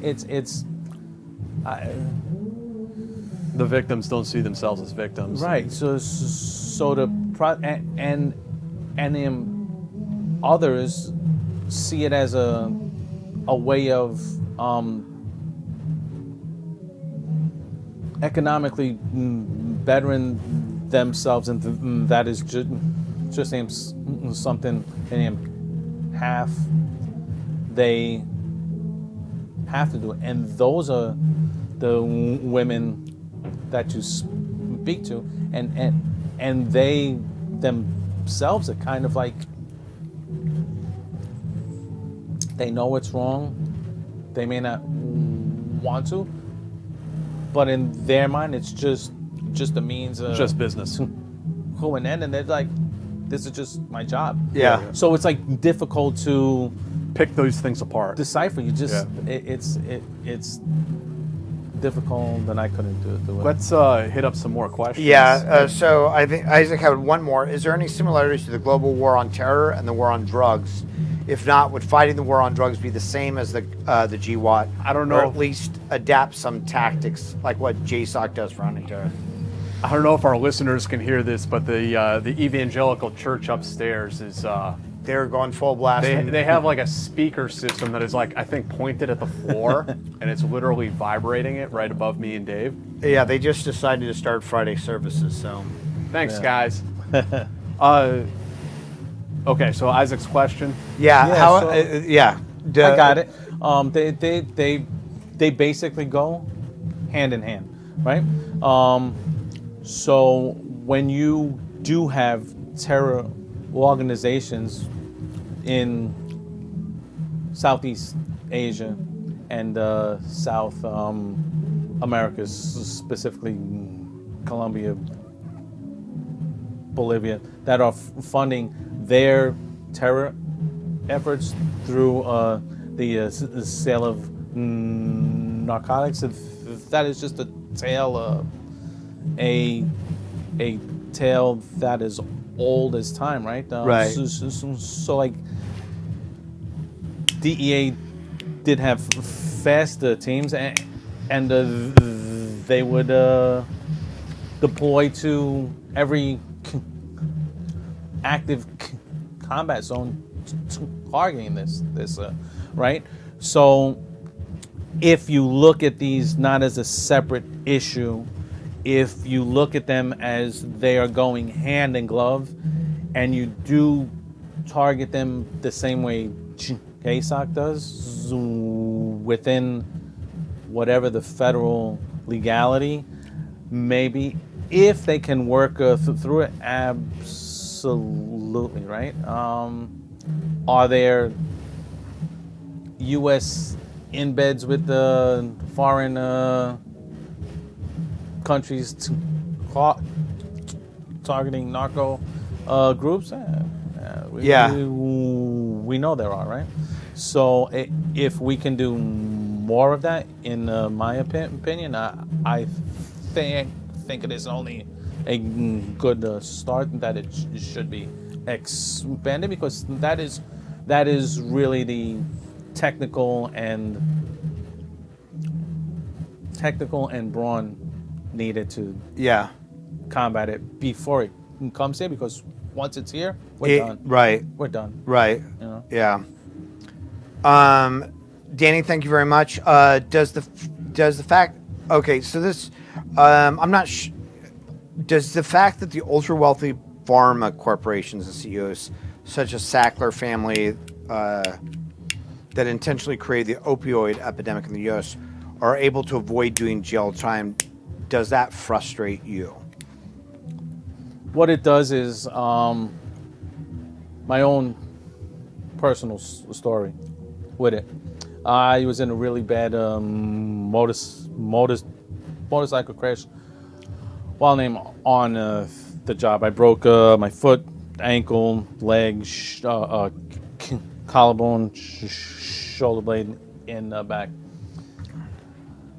I was in bed and later a physical rehab place. I was off the job for 8 months, right? Wow. When I was finally released to a hospital bed in my own home, I'm taking these OxyContins. I'm taking six 20s a day, but I really didn't know what effect they had. Right.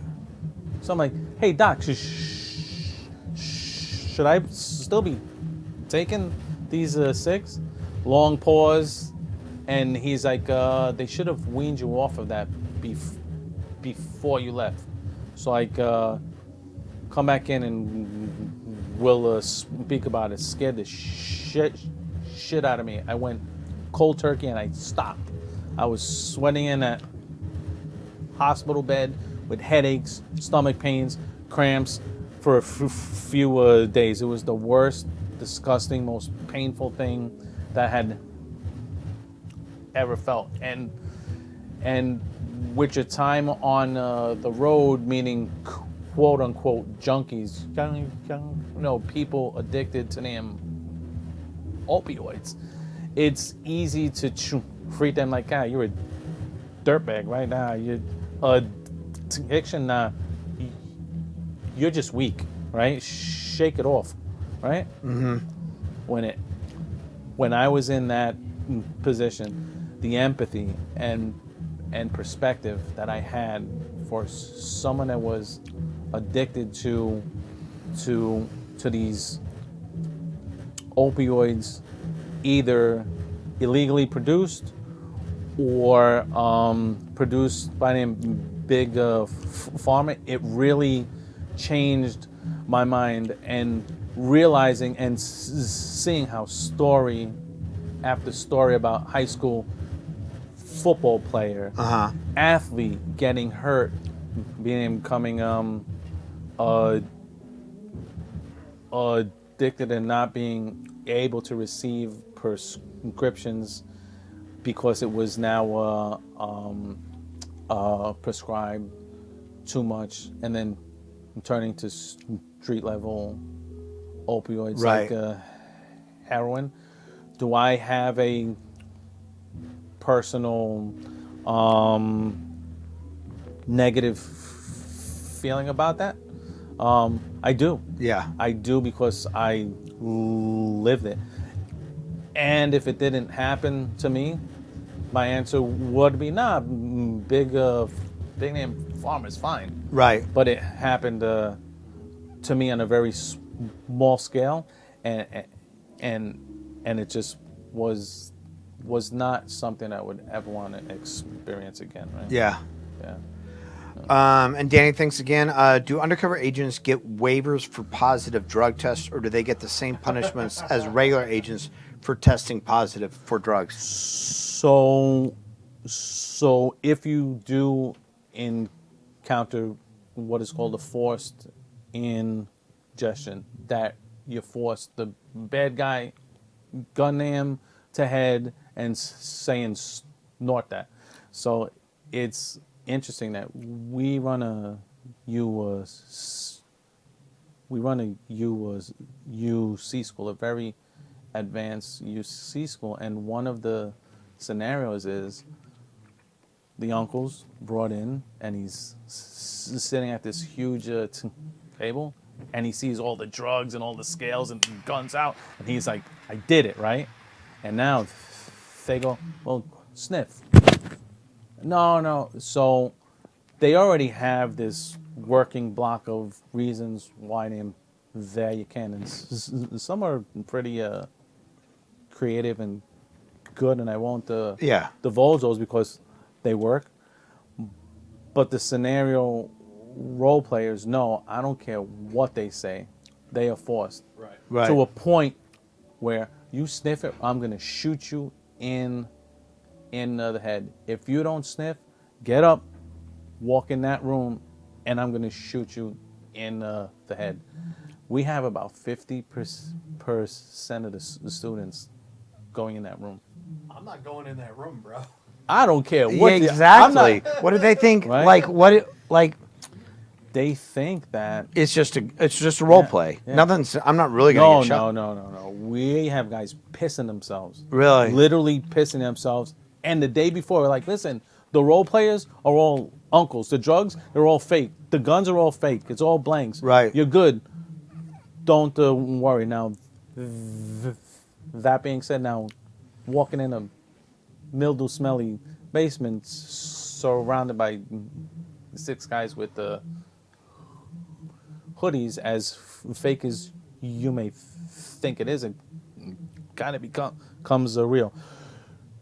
So in the forced ingestion aspect, you do it and you're going to the hospital immediately there after, and a memo is submitted, and that is the workaround for it. Now, there are drug tests that are random. It just so seems that the narco guys get it more than anybody else. Which I get, unless they're specifically looking for something like, yo, this is the 7th drug test in like 3 months. Right. You want him? Just get him. Stop like raking our balls. Right. So with those, you are asked to name, fill out a name questionnaire, the past like 3 days of food, any meds, and if you were exposed, there should be an exposure memo or letter on file with your agency. But the most important thing for us is to get him or her to the ER. Yeah. Immediately. That being said, the name advent of name fentanyl, I don't let my people go in as street level users. I just don't. Yeah. You can't. Yeah. Right? You can't. Yeah. Because it's deadly. To us, it's deadly. Yeah. Right? My people have been shooting heroin for them 10 years with an tolerance that's through the roof. So we Enough to don't kill a even horse, yeah. deal with it. So unless it's packaged and bundled for sale in like large amounts, or sold by the gram in large amounts, for us it isn't worth it. It's just not. I wouldn't put my people in that position. Yeah. Just can't. Not today. So if they're testing the drug folks, the drug guys constantly for drugs, I mean, do they test the vice guys constantly for STIs and stuff like that? They should. See, it only seems fair, right? There's a, oh, sorry. No, please go ahead. There's a real quick story. So we are doing a prostitution sting out in Suffolk County, and the undercover that we send is a friend of ours, Davey. Let's say he's the nicest, sweetest human being around, happy-go-lucky guy, and deal is you pay up front, they then give you a tarot card, and then when you see the girl, you give her the tarot card, and then she turns the tarot cards in at the end of the night, and then gets paid. So the deal is that, all right, Davey, when you get in there and you give her the card, and she says get naked, say in the Kel, sure looks good. We know positive, and we'll be coming through their damn door with the rams and stuff because a bunch of the name doormen are armed.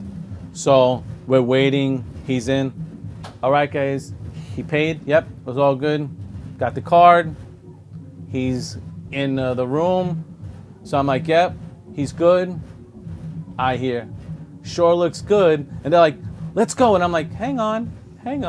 He's like, yeah. She's like, come, Poppy, sit there and take off your shirt. And he's like, yeah, sure looks good. They're like, come on, let's go. I'm like, no. And I waited until he was down to his underwear. And I was like, all right, go.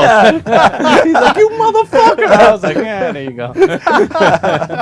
He said, hit the sure looks good about 15 times. He's probably like, where the fuck are you guys? I'm like, hang on. That's funny. And then Ohms, thank you so much for the donation, and Izzy, thank you. We really appreciate it, guys. So yeah, man, we got through like a quarter of some of your undercover stories I wanted to hit up, but I mean, I would love to have you back on the show again, hopefully with less of a soundtrack up above. But like, I really appreciate you coming in on Friday to talk to us. Thank you, guys, and I really appreciate the invite, and I appreciate everything that you guys do to give